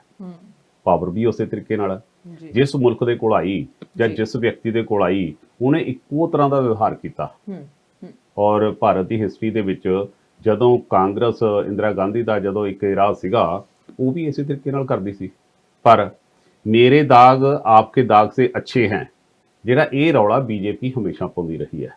ਬੀਜੇਪੀ ਨੇ ਜਦੋਂ ਜਨਸੰਘ ਨੇ ਬੀਜੇਪੀ ਦਾ ਰੂਪ ਧਾਰਨ ਕੀਤਾ, ਹੈ ਤਾਂ ਇਹ ਜਨਸੰਘ ਹੀ ਆ, ਬਸ ਇੱਕ ਪਾਰਟੀ ਦਾ ਨਾਂ ਚੇਂਜ ਕਰਕੇ ਰੱਖ ਲਿਆ, ਕਿਉਂਕਿ RSS ਤੇ 1948 'ਚ ਵੀ ਪ੍ਰਤੀਬੰਧ ਲੱਗ ਚੁੱਕਿਆ, 1974 'ਚ ਵੀ ਲੱਗ ਚੁੱਕਿਆ, 1991 'ਚ ਵੀ ਲੱਗ ਚੁੱਕਿਆ। ਸੋ ਇਸ ਕਰਕੇ ਇਹਨਾਂ ਨੇ ਕਿਹਾ ਸੀ ਕਿ ਅਸੀਂ ਬੜੇ ਸਾਫ਼ ਸੁਥਰੇ ਲੋਕ ਆ, ਸਾਡੇ ਵਰਗਾ ਤਾਂ ਮਤਲਬ ਸਾਫ਼ ਸੁਥਰਾ ਪ੍ਰਸ਼ਾਸਨ ਕਿਸੇ ਨੇ ਦੇਣਾ ਹੀ ਨਹੀਂ, ਇੱਕ ਵਾਰੀ ਮੌਕਾ ਦੇ ਦਿਓ। ਹੁਣ ਇਸ ਸਾਰੀ ਘਟਨਾਕ੍ਰਮ ਦੇ ਵਿੱਚ ਜਿਹੜੀ ਰਾਜਸਥਾਨ ਦੀ ਤੁਸੀਂ ਗੱਲ ਕੀਤੀ ਅਰਸ਼ ਜੀ, ਰਾਜਸਥਾਨ ਦੇ ਵਿੱਚ ਅਸ਼ੋਕ ਗਹਿਲੋਤ ਦੀ ਸਰਕਾਰ ਹੈ, ਕਾਂਗਰਸ ਦੀ ਸਰਕਾਰ ਹੈ। ਇਸ ਤੋਂ ਪਹਿਲਾਂ ਮੱਧ ਪ੍ਰਦੇਸ਼ ਦੇ ਵਿੱਚ ਕਮਲਨਾਥ ਦੀ ਸਰਕਾਰ ਸੀ। ਕਮਲਨਾਥ ਇੱਕ ਡਿਸਪਿਊਟਡ ਜਿਹਾ ਲੀਡਰ ਹੈ, ਪਰ ਉੱਥੇ ਦੀ ਸਰਕਾਰ ਬਣੀ ਸੀ। ਬੀਜੇਪੀ ਉਹੀ ਤਾਕਤ ਆਪਣੀ ਅਥਾਹ ਵਰਤ ਕੇ, ਸ਼ਾਮ ਦਾਮ ਦੰਡ ਵੇਦ ਇੱਕ ਜਿਹੜਾ ਕਹਿੰਦੇ ਹੁੰਦੇ ਆ, ਸਾਰਾ ਕੁਝ ਵਰਤ ਕੇ ਉਹ ਸਰਕਾਰਾਂ ਨੂੰ ਡਿਸੇਬਲ ਕਰਨਾ ਚਾਹੁੰਦੀਆਂ ਨੇ ਸਾਰੀਆਂ ਨੂੰ। ਉਹ ਹਰ ਤਰੀਕੇ ਨਾਲ ਆਪਣਾ ਭਾਰਤ ਦੇ ਵਿੱਚ ਪਕੜ ਬਣਾ ਕੇ ਕਾਂਗਰਸ ਨੂੰ ਇੱਥੋਂ ਕੈਨਵਸ ਤੋਂ ਬਾਹਰ ਕਰਨਾ ਚਾਹੁੰਦੀਆਂ ਨੇ। ਉੱਥੇ ਦੀ ਸਰਕਾਰ ਉਹਨਾਂ ਨੇ ਤੋੜੀ, ਔਰ ਜਿਹੜਾ ਸਿੰਧੀਆ ਪਰਿਵਾਰ ਸੀ ਉੱਥੇ ਦਾ, ਉਹ ਮੁੰਡੇ ਨੂੰ ਤੋੜ ਕੇ ਰਾਜ ਸਭਾ 'ਚ ਭੇਜ ਕੇ ਸਾਰੇ ਉਹਦੇ ਨਾਲ ਦੇ MLA ਨੂੰ ਵਾਪਸ ਲੈ ਕੇ ਆਪਣੀ ਸਰਕਾਰ ਦੁਬਾਰਾ ਬਣਾ ਲਈ। ਹੁਣ ਉਹ ਕੋਸ਼ਿਸ਼ ਕਰ ਰਹੇ ਨੇ ਕਥਿਤ ਰੂਪ ਦੇ ਵਿੱਚ, ਜਿਹੜੀ ਉਸ ਤੋਂ ਬਾਅਦ ਸਟੇਟ ਵੱਡੀ ਆ ਜਾਂਦੀ ਹੈ ਰਾਜਸਥਾਨ। ਰਾਜਸਥਾਨ ਦੇ ਵਿੱਚ ਉਹਨਾਂ ਨੂੰ ਐਂ ਵੀ ਇਹ ਕਾਂਗਰਸੀ ਸਰਕਾਰ ਚਲਾ ਕੇ ਰਹੇ ਨੇ, ਆਪਾਂ ਇਹਨੂੰ ਕਿਵੇਂ ਤੋੜਿਆ ਜਾਵੇ। ਅਸਲ 'ਚ ਇਹਦਾ ਭੇਦ ਪਤਾ ਕਿਵੇਂ ਖੁੱਲਿਆ? ਇਹਦਾ ਭੇਦ ਇਸ ਕਰਕੇ ਖੁੱਲਿਆ ਕਿ ਪਿਛਲੇ ਦਿਨੀ ਰਾਜਸਥਾਨ ਦਾ ਜਿਹੜਾ ਡਿਪਟੀ ਮੁੱਖ ਮੰਤਰੀ ਹੈ ਪਾਇਲਟ ਸਾਹਿਬ, ਉਹ ਕਿਤੇ ਗਏ ਸੀ ਦਿੱਲੀ। ਸਚਿਨ ਪਾਇਲਟ ਦਿੱਲੀ ਚਲਿਆ ਗਿਆ ਤੇ ਬਾਅਦ ਚੋਂ ਬੀਜੇਪੀ ਨੇ ਆਪਣੀਆਂ ਇੱਕ ਗੇਮ ਸ਼ੁਰੂ ਕੀਤੀ, ਔਰ ਜਿਹੜੀ ਰਾਜਸਥਾਨ ਪੁਲਿਸ ਦੀ ਇੰਟੈਲੀਜੈਂਸ ਹੀ ਹੈ, ਉਹ ਇੱਕ ਗੱਲ ਕਹਿੰਦੀ ਹੈ ਕਿ ਸਾਨੂੰ ਸ਼ੱਕ ਸੀ ਕਿ ਇੱਥੇ ਡਰੱਗਸ ਦਾ ਕੰਮ ਬਹੁਤ ਹੁੰਦਾ, ਅਸੀਂ ਇਸ ਕਰਕੇ ਕੁਝ ਕਾਲਾਂ ਇੰਟਰਸੈਪਟ ਕਰ ਰਹੇ ਸੀ। ਉਹ ਵੀ ਮੰਨਦੇ ਆ ਕਿ ਅਸੀਂ ਰਿਕਾਰਡ ਕਰ ਰਹੇ ਸੀ। ਕਹਿੰਦੇ ਜਿਹੜੀਆਂ ਉਹ ਕਾਲਾਂ ਅਸੀਂ ਇੰਟਰਸੈਪਟ ਕਰ ਰਹੇ ਸੀ ਵੀ ਕੋਈ ਨਾ ਕੋਈ ਕਹਿੰਦੇ ਇਸ ਤਰ੍ਹਾਂ ਦੀ ਕਾਲ ਜਦ ਸਾਡੀ ਆਈ, ਸਾਨੂੰ ਇਹ ਸੀ ਵੀ ਇਸ ਦੇ ਵਿੱਚ ਕੋਈ ਡਰੱਗ ਦੀ ਗੱਲ ਚੱਲੂਗੀ, ਸਾਨੂੰ ਇਹ ਸੀ ਕੋਈ ਹੋ ਸਕਦਾ ਬਾਰਡਰ ਤੋਂ ਪਾਰ ਕੋਈ ਡਰੱਗ ਦੇ ਤਸਕਰ ਇਸ ਤਰ੍ਹਾਂ ਦੀ ਗੱਲ ਕਰਦੇ ਹੋਣ। ਪਰ ਉਸ ਦੇ ਵਿੱਚ ਇਹ ਗੱਲ ਆਈ ਕਿ ਰਾਜਸਥਾਨ ਦੇ ਕੁਝ MLA ਨੇ ਜਿਹੜੇ ਕਾਂਗਰਸ ਦੇ, ਉਹਨਾਂ ਦੇ ਨਾਲ ਕੋਈ ਭਰਤ ਮਿਲਾਨੀ ਨਾਂ ਦਾ ਵਿਅਕਤੀ ਹੈ। ਇਹ ਭਰਤ ਮਿਲਾਨੀ ਉਹ ਵਿਅਕਤੀ ਆ ਜਿਹੜਾ ਬੀਜੇਪੀ 'ਚ ਵੱਖ-ਵੱਖ ਅਹੁਦਿਆਂ ਤੇ ਮਜ਼ਬੂਤ ਕੇਂਦਰ ਦੇ ਵਿੱਚ ਬੈਠਾ ਰਿਹਾ। ਰਾਜਸਥਾਨ ਦੇ ਵਿੱਚ ਵੀ ਉਹਦੀ ਚੰਗੀ ਪਕੜ ਹੈ, ਔਰ ਉਹ ਵਿਅਕਤੀ ਉਹਨਾਂ MLAs ਦੇ ਨਾਲ ਗੱਲ ਕਰ ਰਿਹਾ ਕਿ ਤੁਹਾਨੂੰ ਅਸੀਂ 25-25 ਕਰੋੜ ਰੁਪਈਆ ਦੇਵਾਂਗੇ, 10-10 ਕਰੋੜ ਤੁਹਾਨੂੰ ਪਹਿਲਾਂ ਦੇਵਾਂਗੇ, 15-15 ਕਰੋੜ ਜਿੱਦਣ ਸਰਕਾਰ ਟੁੱਟ ਗਈ ਉਦੋਂ ਦੇਵਾਂਗੇ। ਸਚਿਨ ਪਾਇਲਟ ਗਿਆ ਹੋਇਆ ਦਿੱਲੀ, ਉਹਦੇ ਨਾਲ ਗੱਲ ਸਾਡੀ ਨਿਬੜ ਗਈ, ਤੁਹਾਡੇ ਨਾਲ ਅਸੀਂ ਗੱਲ ਨਿਬੇੜਨੀ ਹੈ, ਸੇ ਤੁਸੀਂ ਹੋ ਜਾਓ ਤਕੜੇ, ਸਰਕਾਰ ਆਪਾਂ ਬਣਾ ਲੈਣੀ ਹੈ। ਫਿਰ ਉਹ ਇਹ ਵੀ ਗੱਲ ਕਹਿੰਦੇ ਆ, ਆਖੇ ਜੀ ਮੁੱਖ ਮੰਤਰੀ ਕਿਹਨੂੰ ਬਣਾਓਗੇ? ਆਖੇ ਜੀ ਕਹਿੰਦੇ ਜੀ ਵੀ ਤੁਹਾਡਾ ਸਚਿਨ ਪਾਇਲਟ ਨੂੰ ਤਾਂ ਨਹੀਂ ਬਣਾਉਂਦੇ, ਇੱਥੇ ਅਸੀਂ ਬਣਾਵਾਂਗੇ ਆਪਣਾ RSS ਦਾ ਜਾਂ BJP ਦਾ ਕੋਈ, ਉਹਨੂੰ ਰਾਜ ਸਭਾ ਭੇਜਾਂਗੇ ਤੇ ਤੁਹਾਨੂੰ ਅਸੀਂ ਸਾਰਿਆਂ ਨੂੰ ਮੰਤਰੀ ਬਣਾ ਦਾਂਗੇ। ਹੁਣ ਜਦੋਂ ਇੰਟੈਲੀਜੈਂਸੀ ਨੇ ਸਰਕਾਰ ਨੂੰ ਖਬਰ ਦਿੱਤੀ ਤਾਂ ਅਸ਼ੋਕ ਗਹਿਲੋਤ ਦੀ ਸਰਕਾਰ ਇੱਕਦਮ ਐਕਟਿਵ ਹੋ ਗਈ। ਉਹਨਾਂ ਨੇ ਭਰਤ ਮਲਾਨੀ ਚੱਕ ਲਿਆ, ਖਬਰ ਆਈ ਹੈ। ਹੁਣ ਚੱਕ ਕੇ ਉਹ ਤੋਂ ਪੁੱਛ ਪੜਤਾਲ ਹੁੰਦੀ ਹੈ, ਇਹ ਸੇਕ ਕਿੱਥੇ ਤੱਕ ਜਾਂਦਾ। ਭਰਤ ਮਲਾਨੀ ਹੁਣ ਦੱਸੂਗਾ ਵੀ ਕਿੱਥੇ ਕਿੱਥੇ ਤੱਕ ਗੱਲ ਜਾਂਦੀ ਹੈ, ਜਾਂ ਫਿਰ ਜਿਹੜੇ ਕਾਂਗਰਸ ਦੇ ਐਮਐਲਏ ਸੀ ਕੀ ਸੇਕ ਉਹਨਾਂ ਤੱਕ ਵੀ ਜਾਂਦਾ। ਹੁਣ ਇਹ ਸਾਰੀ ਘਟਨਾਕ੍ਰਮ ਦੇ ਵਿੱਚ ਇਹ ਗੱਲ ਤਾਂ ਸਾਫ਼ ਹੋ ਗਈ ਕਿ ਦੇਸ਼ ਦੇ ਵਿੱਚ ਰਾਜਨੀਤੀ ਐਥਿਕਸ ਦੀ ਕਿਤੇ ਵੀ ਨਹੀਂ ਹੈ, ਸਿਰਫ ਤੇ ਸਿਰਫ ਥੋੜੀ ਮੌਕਾ ਪ੍ਰਸਤੀ ਦੀ ਹੈ, ਜਾਂ ਫਿਰ ਬਾਏ ਹੁੱਕ ਬਾਏ ਕਰੁੱਕ ਅਸੀਂ ਮਾਈ ਵੇ ਜਾਂ ਹਾਈਵੇ ਦੇ ਹਿਸਾਬ ਨਾਲ ਅਸੀਂ ਕਰਨੀ ਹੈ। ਸੋ ਉਸ ਦੇ ਵਿੱਚ ਸਾਰੇ ਸ਼ਾਮ ਦਾਮ ਦੰਡ ਵੇ ਸਾਰੇ ਵਰਤ ਕੇ ਬੀਜੇਪੀ ਇਸ ਵੇਲੇ ਦੇਸ਼ ਦੇ ਵਿੱਚ ਬਾਕੀ ਸਰਕਾਰਾਂ ਨੂੰ ਡੀਸਟੇਬਲਾਈਜੇਸ਼ਨ ਕਰਨ ਦੀ ਇਹ ਕੋਸ਼ਿਸ਼ ਕਰ ਰਹੀ ਹੈ, ਜਿਹਦੀ ਐਗਜ਼ਾਮਪਲ ਰਾਜਸਥਾਨ ਦੀ ਹੈ। ਰਾਜਨੀਤੀ ਦੇ ਵਿੱਚ ਬਹੁਤ ਕੁਝ ਹੁੰਦਾ ਹੈ, ਲੀਡਰਸ ਬਹੁਤ ਕੁਝ ਕਰਦੇ ਨੇ। ਲੀਡਰਸ ਜਿਵੇਂ ਅਸੀਂ ਪਿਛਲੀ ਗੱਲ ਦੇ ਵਿੱਚ ਗੱਲ ਕੀਤੀ ਹੈ ਕਿ ਲੀਡਰ ਦੀਆਂ ਜਦੋਂ ਕੋਈ ਗਲਤ ਕੰਮ ਕਰਦੇ ਨੇ ਜਾਂ ਕੋਈ ਗੁਨਾਹ ਕਰਦੇ ਨੇ, ਕ੍ਰਿਮੀਨਲ ਚਾਰजेस ਲੱਗ ਜਾਂਦੇ ਨੇ, ਪਰ ਫਿਰ ਵੀ ਉਹਨਾਂ ਨੂੰ ਲੁਕਾਉਣ ਦੀ ਕੋਸ਼ਿਸ਼ ਕੀਤੀ ਜਾਂਦੀ ਆ। ਉਹ ਆਪਦੇ ਆਪ ਨੂੰ, ਜਿਵੇਂ ਤੁਸੀਂ ਗੱਲ ਕਰਦੇ ਹੁੰਦੇ ਆ ਕਿ ਚਿੱਟੇ ਕੱਪੜੇ ਪਾ ਕੇ ਸਾਹਮਣੇ ਆ ਕੇ ਬੈਠ ਜਾਂਦੇ ਨੇ ਕਿ ਅਸੀਂ ਤਾਂ ਕੁਝ ਕੀਤਾ ਹੀ ਨਹੀਂ, ਅਸੀਂ ਤਾਂ ਸੱਚੇ ਸੁੱਚੇ ਹੈਗੇ ਆ। ਪਰ ਜਿਹੜੇ ਪਿੱਛੇ ਦੀਆਂ ਚੀਜ਼ਾਂ ਨੇ, ਪਿੱਛੇ ਦੀ ਕਹਾਣੀ ਹੈ, ਜਾਂ ਤਾਂ ਉਹਨਾਂ ਨੂੰ ਪਤਾ ਤੇ ਜਾਂ ਜਿਨ੍ਹਾਂ ਤੇ ਬੀਤੀ ਆ ਉਹਨਾਂ ਨੂੰ ਪਤਾ ਹੈ। ਫਿਰ ਉਹਨਾਂ ਨੂੰ ਛੇਤੀ ਛੇਤੀ ਸਿਕਿਉਰਿਟੀਆਂ ਵੀ ਮਿਲ ਜਾਂਦੀਆਂ ਨੇ। ਜਿਵੇਂ ਹੁਣ ਜੇ ਪ੍ਰਤਾਪ ਸਿੰਘ ਬਾਜਵਾ ਦੀ ਗੱਲ ਕਰੀਏ, ਉਹਨਾਂ ਨੂੰ ਜ਼ੈਡ ਸਿਕਿਉਰਿਟੀ ਮਿਲੀ ਹੈ, ਉਹ ਕਿਸ ਕਾਰਨ ਕਰਕੇ ਮਿਲੀ ਹੈ? ਰਾਜਨੀਤੀ ਦੇ ਵਿੱਚ ਕਹਿੰਦੇ ਹੁੰਦੇ ਇੱਕ ਮੌਕਾ ਪ੍ਰਸਤੀ ਬੜੀ ਵੱਡੀ ਅਹਿਮ ਚੀਜ਼ ਹੈ। ਇਹਨਾਂ ਨੂੰ ਤੁਸੀਂ ਕਿਸੇ ਵੀ ਤਰੀਕੇ ਦੇ ਨਾਲ ਬਦਲ ਨਹੀਂ ਸਕਦੇ। ਇੱਕ गालिब ਦਾ नाम ਦਾ शेर है, कहता हैरत हुई गालिब तुम्हें मस्जिद में देखकर, ऐसा भी क्या हुआ कि खुदा याद आ गया। सो ਉਹ ਸਾਰੀ ਘਟਨਾ ਦੇ ਵਿੱਚ ਅਰਸ਼ ਇਹ ਸਾਰੇ ਦਾ ਸਾਰਾ ਕੈਨਵਸ ਨਜ਼ਰ ਆਉਂਦਾ ਹੈ ਕਿ ਬੀਜੇਪੀ ਹਰ ਤਰੀਕੇ ਦੇ ਨਾਲ ਹਰ ਸਟੇਟ ਦੇ ਵਿੱਚ ਆਪਣਾ ਕਬਜ਼ਾ ਕਰਨਾ ਚਾਹੁੰਦੀ ਹੈ। ਹੁਣ ਪੰਜਾਬ ਸਟੇਟ ਦੇ ਵਿੱਚ ਇਸ ਵੇਲੇ ਕਾਂਗਰਸ ਦਾ ਸਰਕਾਰ ਹੈ, 80 ਐਮਐਲਏ ਨੇ ਬੜੀ ਮੈਜੋਰਟੀ ਦੇ ਨਾਲ ਇਸ ਵੇਲੇ ਰਾਜ ਕਰ ਰਹੇ ਨੇ। ਹਾਲਾਂਕਿ ਦੋਸ਼ ਇਹ ਨੇ ਕਿ ਚਾਹੇ ਐਮਐਲਏ 80 ਸੀ, ਬੜੀ ਮਜ਼ਬੂਤ ਸਰਕਾਰ ਬਣਾਈ ਸੀ, ਪਰ ਉਸ ਮਜ਼ਬੂਤ ਸਰਕਾਰ ਦੀ ਫੂਕ ਨਿਕਲੀ ਹੋਈ ਹੈ, ਬਿਲਕੁਲ ਫੇਲ ਸਰਕਾਰ ਹੈ ਪੰਜਾਬ ਦੇ ਵਿੱਚ। ਔਰ ਇਸੇ ਕਰਕੇ ਉਧਰੋਂ ਆਮ ਆਦਮੀ ਪਾਰਟੀ ਆਪਣੀ ਕੋਸ਼ਿਸ਼ ਕਰ ਰਹੀ ਹੈ। ਬੀਜੇਪੀ ਜਿਹੜਾ ਅਕਾਲੀ ਦਲ ਦੇ ਨਾਲ ਉਹਨਾਂ ਦਾ 9 ਮਾਸ ਦਾ ਰਿਸ਼ਤਾ ਸੀ, ਇਸ ਵੇਲੇ ਉਹ 6 ਮਾਸ ਦਾ ਰਿਸ਼ਤਾ ਹੋ ਚੁੱਕਿਆ। ਉਹ ਇੱਕ ਦੂਸਰੇ ਨੂੰ ਵੱਢਣ ਨੂੰ ਫਿਰਦੇ ਆ। ਉਸ ਮਾਮਲੇ 'ਚ ਉਹ ਕੋਈ ਨਾ ਕੋਈ ਇਸ ਤਰ੍ਹਾਂ ਦਾ ਕੋਈ ਲੱਭਣ ਦੀ ਕੋਸ਼ਿਸ਼ ਕਰ ਰਿਹਾ ਕਿ ਚਿਹਰਾ ਸਾਨੂੰ ਪੰਜਾਬ ਦੇ ਵਿੱਚ ਸਿਆਸਤ ਕਰਨ ਵਾਸਤੇ ਕੋਈ ਸਰਦਾਰ ਚਿਹਰਾ ਮਿਲ ਜੇ, ਜਿਸ ਦੇ ਨਾਲ ਉਹ ਆਪਣੀ ਇੱਥੇ ਸਿਆਸਤ ਜਾਂ ਇੰਡੀਪੈਂਡੈਂਟ ਚੋਣ ਜਾਂ ਫਿਰ ਸਰਕਾਰ ਤੇ ਦਬਾਅ ਪਾ ਕੇ, ਨਾ ਅਕਾਲੀ ਦਲ ਤੇ ਦਬਾਅ ਪਾ ਕੇ ਵੱਡੀਆਂ ਸੀਟਾਂ ਲੈ ਜਾਣ, ਜਾਂ ਫਿਰ ਜੇ ਇੰਡੀਪੈਂਡੈਂਟ ਵੀ ਲੜਨਾ ਪੈਂਦਾ ਹੈ, ਘੱਟੋ ਘੱਟ ਚਿਹਰਾ ਮੋਹਰਾ ਕਿਸ ਤਰ੍ਹਾਂ ਦਾ ਹੋਣਾ ਚਾਹੀਦਾ ਹੈ। ਹੁਣ ਜਿਹੜੀ ਤੁਸੀਂ ਗੱਲ ਪ੍ਰਤਾਪ ਸਿੰਘ ਬਾਜਵਾ ਦੀ ਕੀਤੀ ਹੈ, ਪ੍ਰਤਾਪ ਸਿੰਘ ਬਾਜਵਾ ਤੇ ਪਿਛਲੇ ਕੁਝ ਸਮੇਂ ਤੋਂ ਇਸ ਗੱਲ ਦੇ ਚਰਚੇ ਬੜੇ ਨੇ, ਕਿਉਂਕਿ ਇੱਕ ਬੀਜੇਪੀ ਦੇ ਲੀਡਰ ਨੇ इशारों इशारों में बात कह दी थी कि कोई ना कोई आएगा पिछले दरवाजे से निकल कर। तो फिर ਉਹ ਜਿਹੜੀ ਗੱਲ ਉਹਨਾਂ ਨੇ ਇਹ ਕੀਤੀ ਸੀ ਕਿ ਪ੍ਰਤਾਪ ਸਿੰਘ ਬਾਜਵਾ ਨਾ ਕਿ ਪੰਜਾਬ ਦਾ ਇੱਕ ਬੜਾ ਵੱਡਾ ਨੇਤਾ ਸਾਡੇ ਸੰਪਰਕ 'ਚ ਹੈ।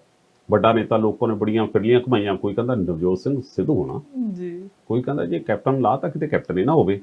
ਪਰ ਉਹ ਤਾਂ ਦੋਏ ਪਾਵਰ 'ਚ ਬੈਠੇ, ਨਵਜੋਤ ਸਿੰਘ ਸਿੱਧੂ, ਰਾਹੁਲ ਗਾਂਧੀ ਉਹਨਾਂ ਨਾਲ ਸਿੱਧੀਆਂ ਗੱਲਾਂ ਕਰਦਾ। ਫਿਰ ਤੀਜੀ ਗੱਲ ਆ ਕੇ ਮੁੱਕ ਗਈ ਪ੍ਰਤਾਪ ਸਿੰਘ ਬਾਜਵੇ ਤੇ। ਹੁਣ ਹਵਾਵਾਂ ਜਦੋਂ ਨਿਕਲਦੀਆਂ ਨੇ, ਕੋਈ ਗੱਲਬਾਤ ਤਾਂ ਕੋਈ ਨਾ ਕੋਈ ਤਾਂ ਹੁੰਦੀ ਹੈ ਨਾ। ਫਿਰ ਤੀਸਰੀ ਗੱਲ ਇਹ ਵੀ ਹੁੰਦੀ ਹੈ ਕਿ ਬਾਇਆ ਤੇਰੇ 3 ਨਾਮ, ਪਸ਼ੂ ਪਰਸਾ ਪਰਸਾ ਰਾਮ, ਇਹ ਸਾਰੀਆਂ ਚੀਜ਼ਾਂ ਵੀ ਰੋਲ ਪਲੇ ਕਰਦੀਆਂ ਨੇ। ਉਹ ਸਾਰੀ ਚੀਜ਼ ਦੇ ਵਿੱਚ ਜਿਹੜੀ ਆ ਲੇਟੈਸਟ ਖਬਰ ਆਈ ਹੈ ਕਿ ਪ੍ਰਤਾਪ ਸਿੰਘ ਬਾਜਵਾ ਨੂੰ ਜੈਡ ਸਿਕਿਉਰਿਟੀ ਦੇਤੀ। ਇਹਨੇ ਫਿਰ ਉਹ ਗੱਲਾਂ ਨੂੰ ਹਵਾ ਦੇਣੀ ਉਹ ਦੇਣੀ ਹੈ।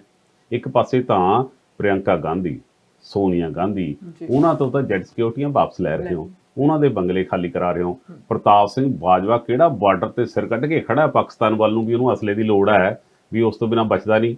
ਸੋ ਪ੍ਰਤਾਪ ਸਿੰਘ ਬਾਜਵੇ ਨੂੰ ਇਹ ਇਸ ਤਰ੍ਹਾਂ ਦਾ ਇਸ਼ਾਰਾ ਦੇ ਕੇ ਬੀਜੇਪੀ ਨੇ ਆਪਣੇ ਕਿਤੇ ਨਾ ਕਿਤੇ ਥੋੜੇ ਜਿਹੇ ਪੱਤੇ ਖੋਲ ਦਿੱਤੇ ਆ ਕਿ ਪੋਸੀਬਿਲਿਟੀ ਹੋ ਸਕਦੀ ਹੈ ਪ੍ਰਤਾਪ ਸਿੰਘ ਬਾਜਵਾ ਸਾਡਾ ਫੇਸ ਬਣ ਸਕਦਾ। ਸੋ ਪ੍ਰਤਾਪ ਸਿੰਘ ਬਾਜਵਾ ਵੀ ਇਸ ਗੱਲ ਦੇ ਵਿੱਚ ਹੋ ਸਕਦਾ ਹੈ ਕਿ ਇਸ ਸਿਕਿਉਰਿਟੀ ਦੇ ਨਾਂ ਤੇ ਆਪਣੇ ਪੱਤੇ ਖੇਡਣ ਦੀ ਕੋਸ਼ਿਸ਼ ਕਰੇ ਕੇਂਦਰ ਦੇ ਕੋਲ ਕਿ ਦੇਖੋ ਜੀ ਮੈਨੂੰ ਆਫਰ ਉੱਧਰੋਂ ਆ ਗਈ ਹੈ, ਅੱਗੇ ਥੋੜੀ ਮਰਜ਼ੀ ਹੈ, ਕੈਪਟਨ ਨੂੰ ਲਾਉਣਾ ਹੈ, ਮੈਨੂੰ ਕੁਛ ਨਾ ਕੁਛ ਬਣਾਉਣਾ ਹੈ, ਨਹੀਂ ਤਾਂ ਮੈਂ ਚੱਲਿਆ। ਸੋ ਇਹ ਸਾਰੀ ਦੀ ਸਾਰੀ ਸਿਆਸਤ ਉੱਥੇ ਘੁੰਮ ਰਹੀ ਹੈ। ਬਿਲਕੁਲ ਸਿਆਸਤ ਦੇ ਵਿੱਚ ਅਸੀਂ ਜਿੰਨੀਆਂ ਵੀ ਗੱਲਾਂ ਕਰ ਲੈਂਦੇ ਹੈਗੇ ਉਹ ਥੋੜੀਆਂ ਹੈਗੀਆਂ ਨੇ। ਜੇ ਅਸੀਂ ਹੁਣ ਇੰਡੀਆ 'ਚ ਗੱਲ ਕਰਦੇ ਹਾਂ, ਇੱਕ ਦੂਜੇ ਨਾਲ ਲੜਨ ਨੂੰ ਫਿਰਦੇ ਨੇ। ਅਸੀਂ ਕੈਨੇਡਾ ਦੀ ਗੱਲ ਕਰ ਲਈਏ, ਕੈਨੇਡਾ ਦੇ ਵਿੱਚ ਲੀਡਰਾਂ ਦੀ ਘਾਟ ਹੋਈ ਹੋਈ ਹੈ।